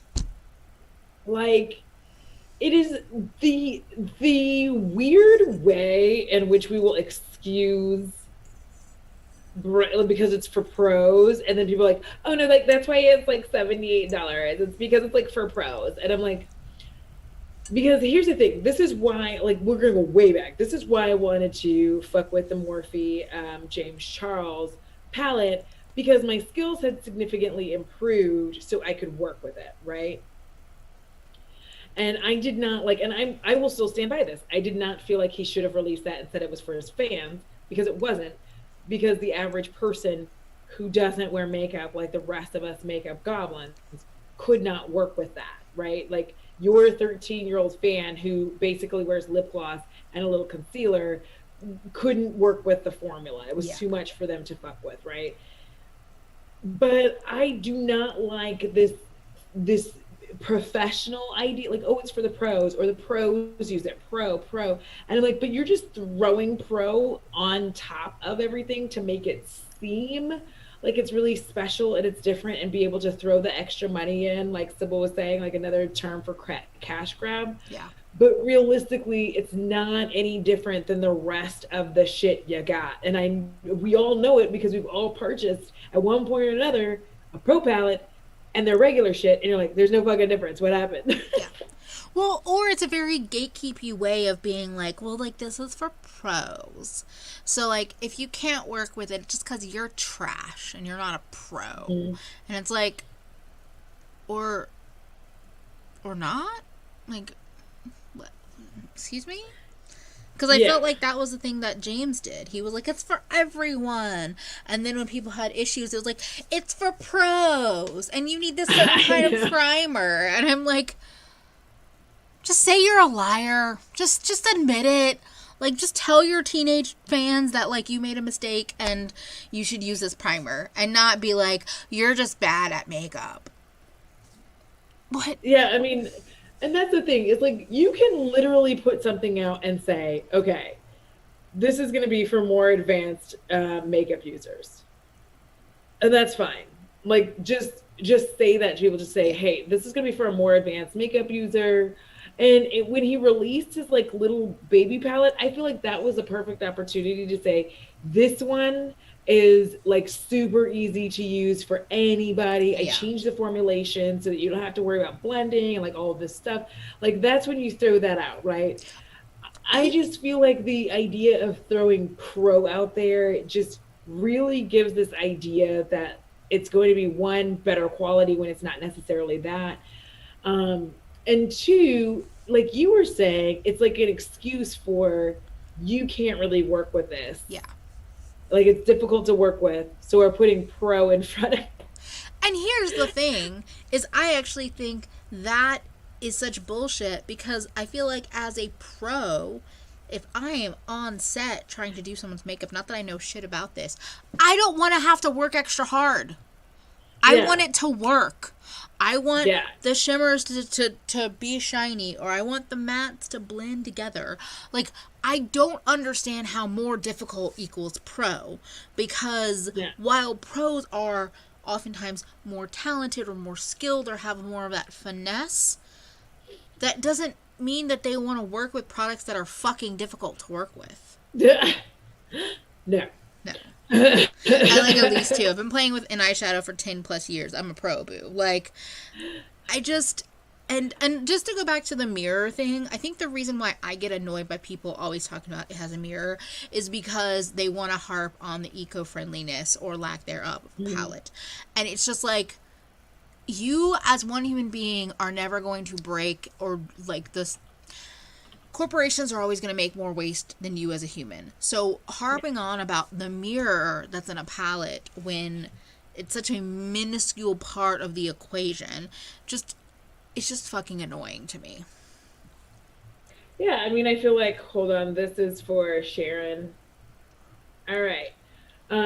Yeah, I feel like when you're the using the word pro, it just, I feel like when it, like we said, more money, right? Mm-hmm. But it gives people this idea that like think about when you first got out of cosmetology school or a course, and like now you're like, I'm a pro, so like I need to buy this pro shit, and like da da da da da, because that's what they're teaching you in school too. Like let's be honest, they're also teaching you like, oh, you need to use this pro shit, and like because they get kickbacks and like whatever. It Yeah, is of what course. it is. They want you to spend the money. Yeah. And so you are living.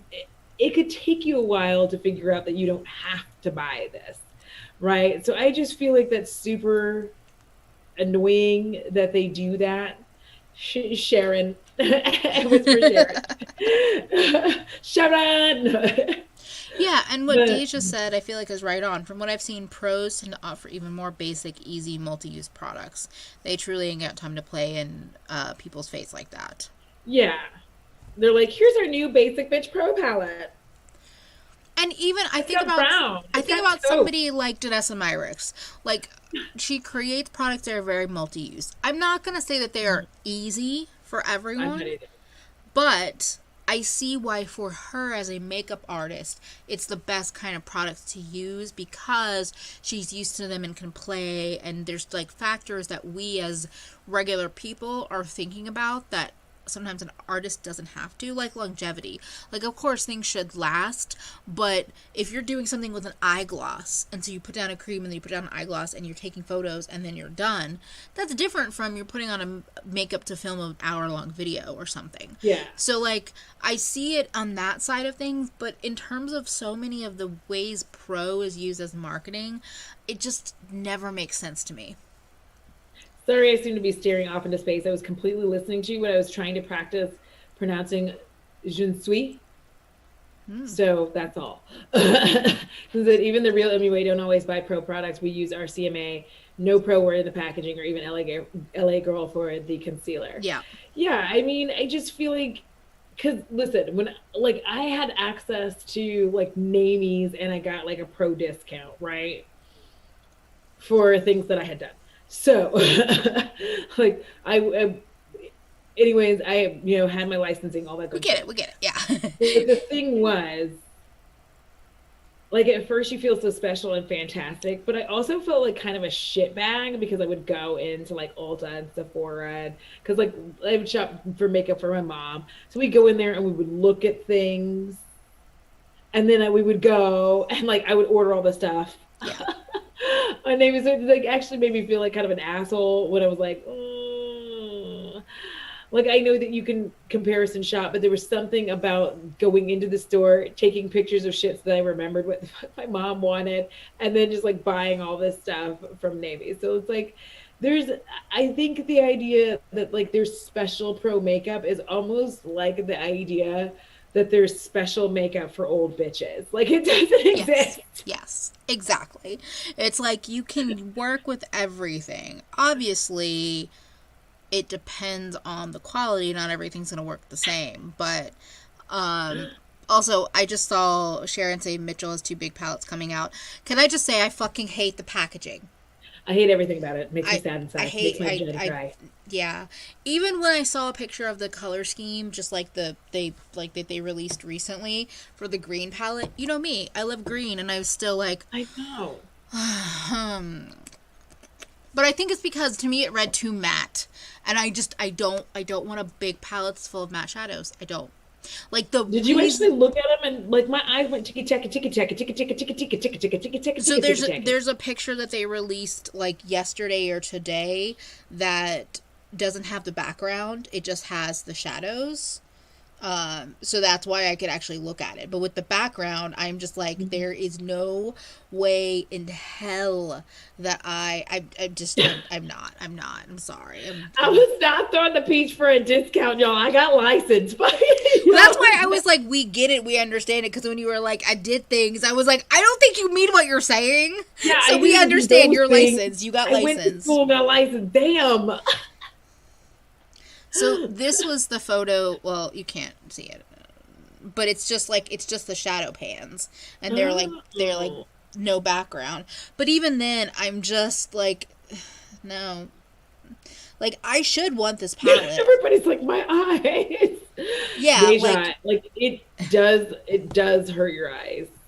It's just, no, I don't want any of it. I don't, like, none of it. And I've seen people get so excited, and I'm like, enjoy that, I guess. Well, I'm going to keep trying. I'm going to keep trying to pronounce it. I grew up in Japan for a long period of time, and pronunciation is, like, not my best thing, especially under the gun like this.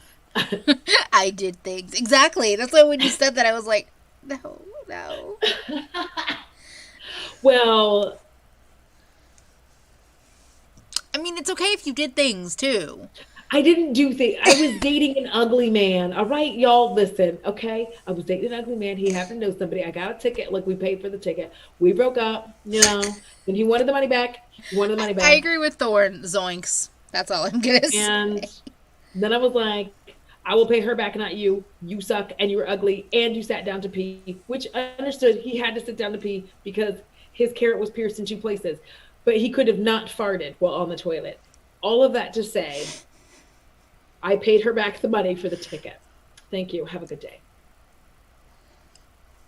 I don't even know what that story was. Like, my brain was just like, you know what? We're not going to listen. I love you, Audra. But my brain was like, we're out. I don't know. I was like, there was a man that had piercings and you owed him money, but then you owed her money. That's like all I got. That's how I got my licensing to be able to have a discount, like a pro discount, because I had to go to this like long ass seminar and I didn't have the money for the seminar. Okay. Also, Elise, Mitchell's makeup. If Reptar and Barney violently threw up on a pile of mica, the Reptar reference is spot on. Thank you for that. I love me some Rugrats. And then Thorne is here dropping facts. I think you already know this because you're also from Texas, but in Texas, makeup artists don't actually need licenses to work. I chose to go for the license. Correct. Because yikes. Yeah. And then Emily asking piercing questions. So Eeyore, because it that is the visual and the auditory of why. Pierced in 2 places, neither one is in the ear, I'm guessing. Audra just said that's my invitation. I couldn't even finish it. Yes, but like it's not Eeyore, yes, it's dangling, but there's like you push it down. Look at she's like, oh. I don't know what's wrong with me and why I started. We always end up in the gutter. It's where we belong. It's where we belong. Sybil, it worked very well. I ejected off of it one time. It was. If he hadn't caught me by the shirt, I was going face first into the floor. I am picturing a spitting cobra from 93 Rot.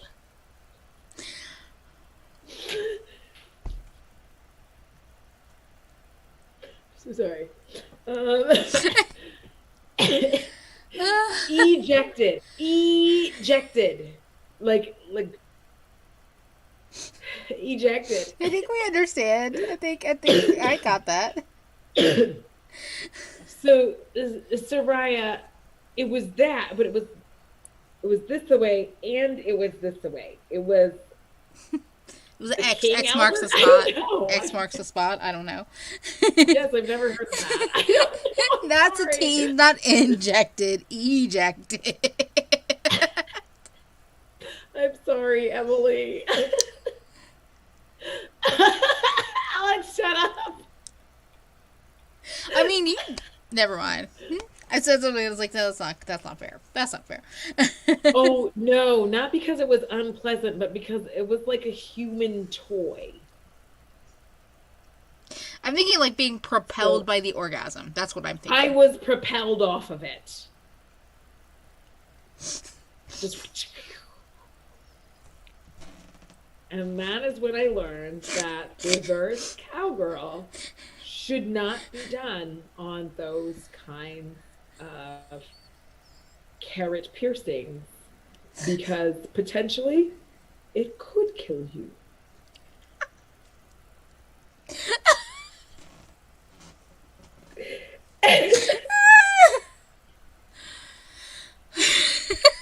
You can. I'm just saying, call me with my shirt. And he had one of them hard floors, you know. I would have flung off this way and hit my head. Yes. Propelled. I love the okays, the ouches. Thorn. I look away for 2 seconds and y'all are talking about rocket powered orgasms. It is the gutter. It is LGG. The chance is slim, but it's never 0. There we go. Hi, class. What lessons did we learn today? That you can get rocket power ejected from a dick. Off a dick.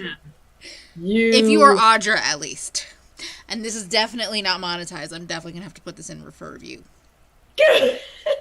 Also, I agree with Alex. Like, we're 2 hours into it. They won't let it. Oh, no. They catch all of that. The fact that you still had your shirt on is impressive. Audra was not prepared for takeoff. Feffy, I love you so fucking much.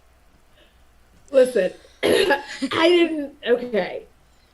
This is why I talk fast. Because I'm always. Deja!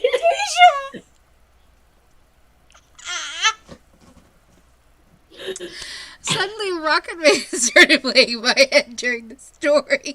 Can't guess why. Carolina. I recommend it. I would recommend it as a go-to ride. It is good to ride. It is not good for oral. It's bad for your teeth. That sounds painful. It's just the teeth. It's just the metal on your teeth. Yeah, no, I don't want it. I don't want it. Wow.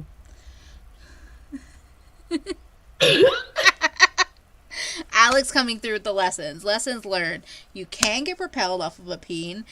Don't leave your drink around Scott Barnes. And Marlena is an MLM with her matrix system. Audra,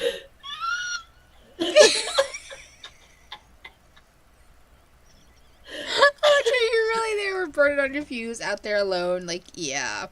I need to stop talking about my life. I've had a very interesting life. You're getting referral requests in the chat. I love the like how different we are in terms of sex stories, because I have none and you have them all, so it works.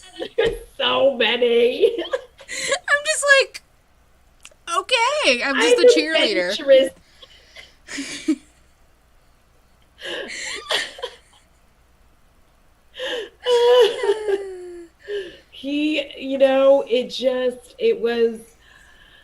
It was right after my divorce-ish. I wasn't quite divorced yet, but we no longer lived in the same place.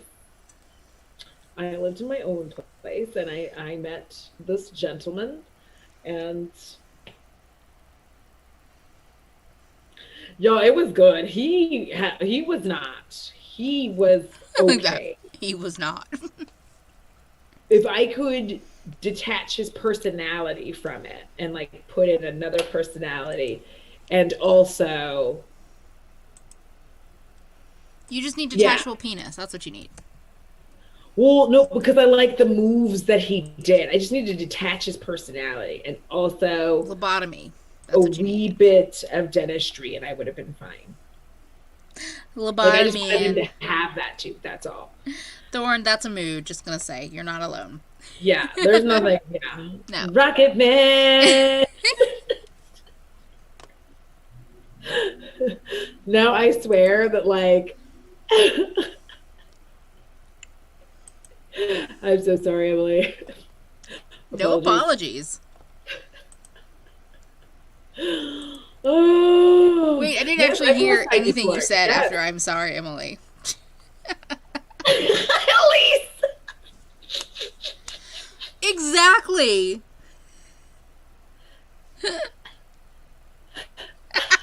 Feffy, listen to this. As the child of the Lord I am is an experience.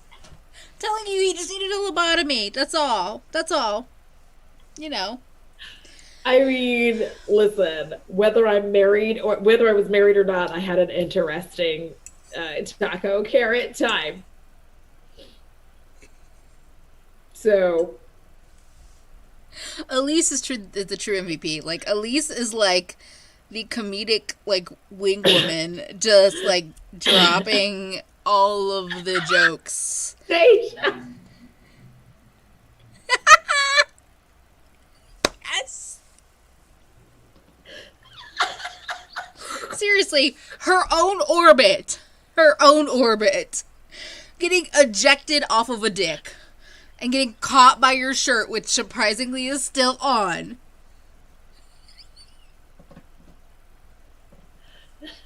It was cold.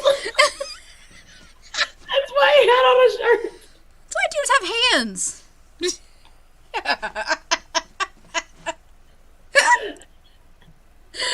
Oh. Wait, I once accidentally set a guy's underwear on fire? What? But that's nothing compared to rocket launching canes. But How did you how? set his underwear on fire, though? Yeah. Like, I I'm just, confused. I have to know. Like, how do you accidentally set anything on fire? Because, like, everything I set on fire, it was on purpose. And Emily's over there. My boyfriend has a fantastic stroke game and stamina, and I'm holding on to for the man for dear life. Yes, I can't even get a text back, and Audra's like, okay, this dude put me in orbit. Peppy. Meg, leave me alone. That's called her outer space, Meg.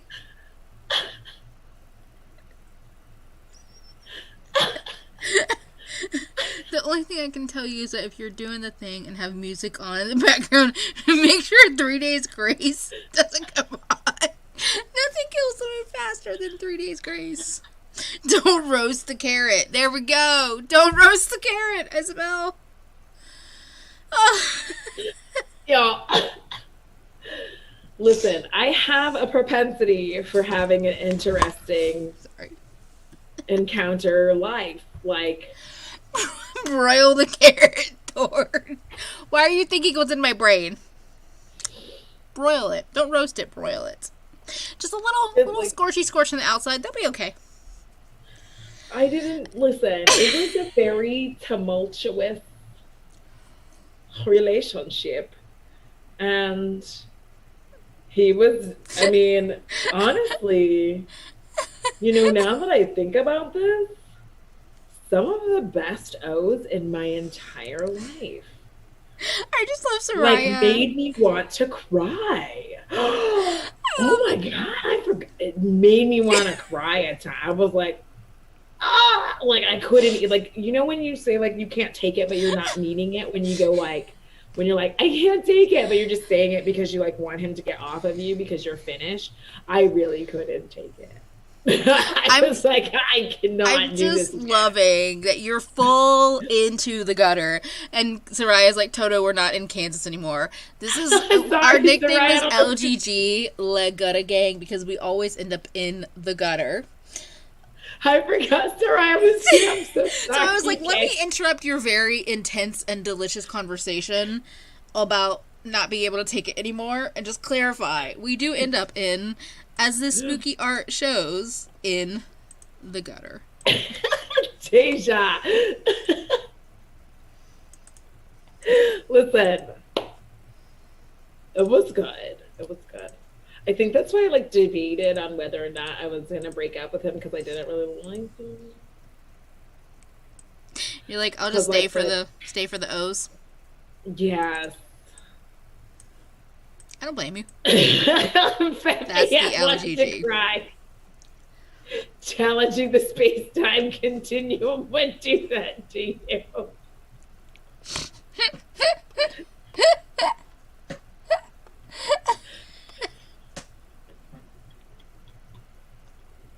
I need to eat some food.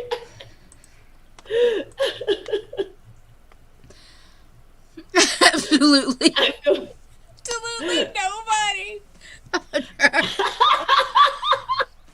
Shaq's off of some ball scary.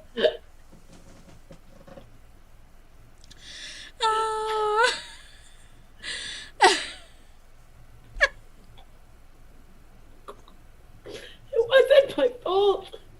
I'm not faithful. For my sake. Emily, help. I don't know what else to say. There's nothing else to say besides I am crying off my makeup yet again. It's not a night on LGD without me laughing off my makeup. Oh my gosh.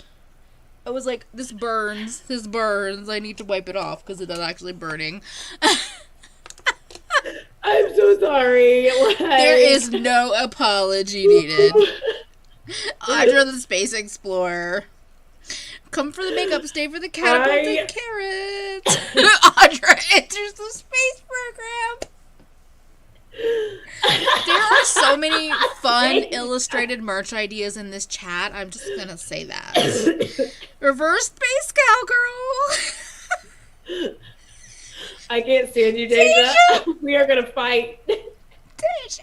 Y'all remember when they found the evidence for parallel universes? It was it's actually Audra rocket powering off the carrot and it ripped a hole in reality.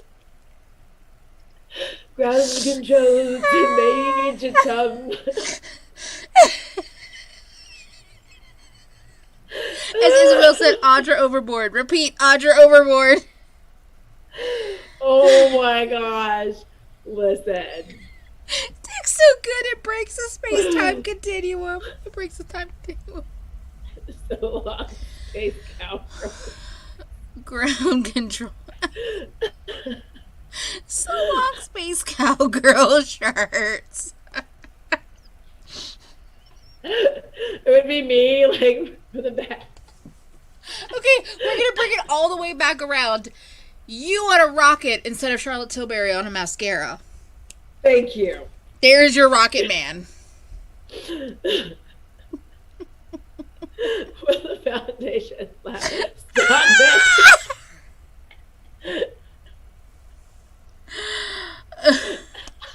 Why are you booing? I'm right and I'm gonna say it.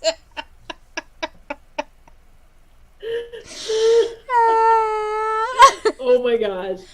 Now I'm going to have to eat or smoke or something because I am ruined. Subscribe to Emily because she has great beauty content. Subscribe to Audra because you saw why. You saw why.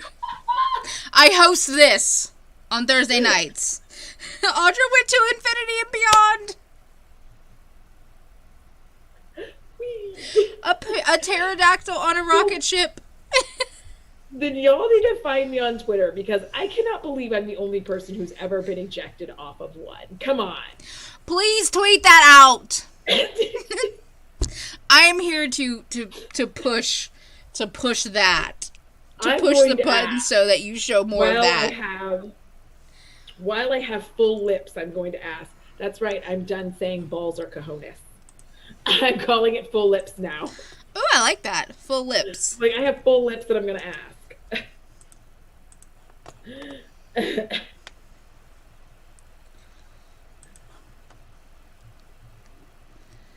our 9-pan palette collab, Dick Space 9. Meg, you are too much.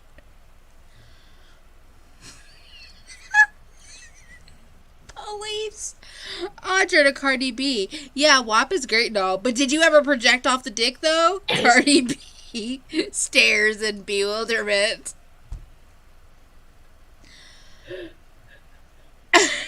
I'm asking.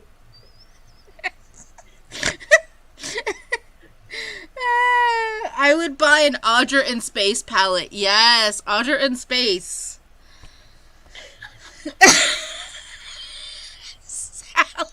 Sally Ride, but not like Audra. Feature a gunmetal gray. That's some jet propulsion carrot. Oh my god! Do you know what tomorrow is? What is that? D'Angelo. Oh yes. Just dropping the business. I'm just gonna retweet this. That's all. What? Did you see it? Yes. I'm asking a legitimate question because it can't be just me. Like, no, it can't just be me. Subscribe and lick. Subscribe and lick. Ride, Sally, ride. So, D'Angelo is releasing 2-parter on the Paul brothers. Logan yes. and what's his face. And he's releasing them same day. Like, back to back, basically. So it's like going to be 2 or 3 hours of my day. Yes.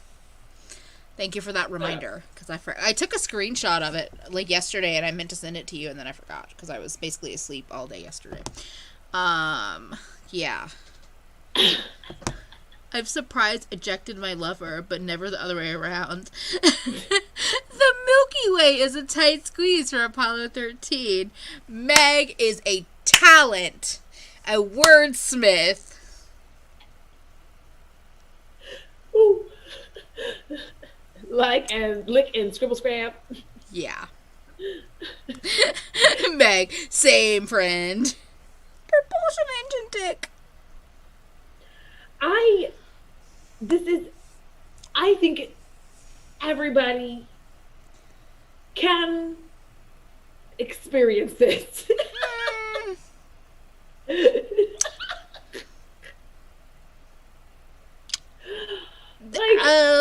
Yeah, depends. It depends.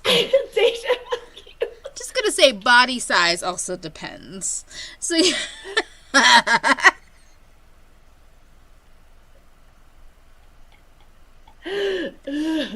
Okay, now people talking about they have ejected men or people. Emily, say Meg, I have ejected people. I don't know what happened.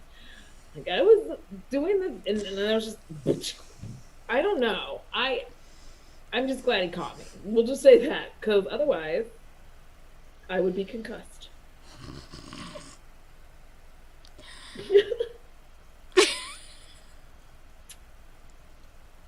And no, I'm not concussed. And this, pointy part of my forehead would be even more pointy.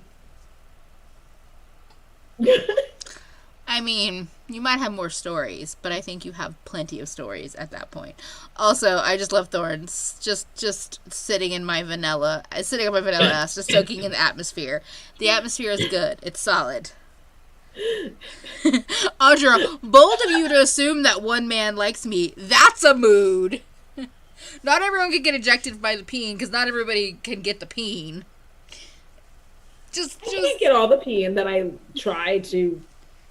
I get all of the lips or tacos that is unique. Not everybody does that. It's easier for me to get the taco than it is for me to get the carrot.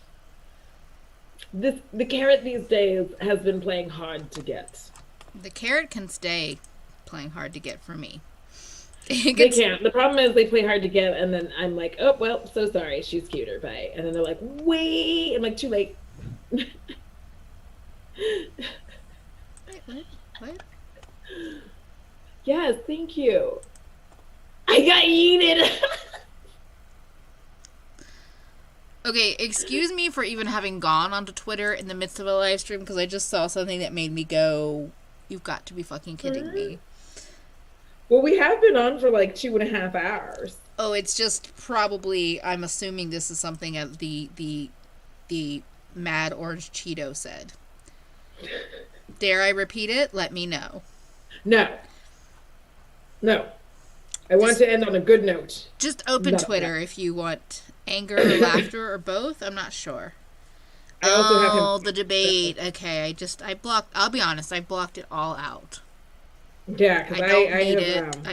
I know who I'm voting for and not voting for, and the past tense of yeet is yote. I was yoted. Yoted right out of I was here. yoked. Not either run. I just realized you're actually not referring to. You're not referring to actual tacos. Conjugal entanglements in space. Okay. Oh, Y'all all are right. amazing. We have been going for over 2 hours. We have ended up right in gutter chat, which is a delight. But I think it's time to wrap it up. We will have, I'm sure, more fun live streams next week. Tuesdays on Audra's channel, Thursdays on my channel. I agree with Faye. You make sure to look up the questions and propositions in your area, in your state. Yes. And all of the local voting, because that's just as heavy and important, or more important in some ways. But yes, do the work. I've been saying this lately. Make sure you have a voting plan. I know it's boring to hear, but I'm just reminding y'all. And thank you for being amazing humans. And we will be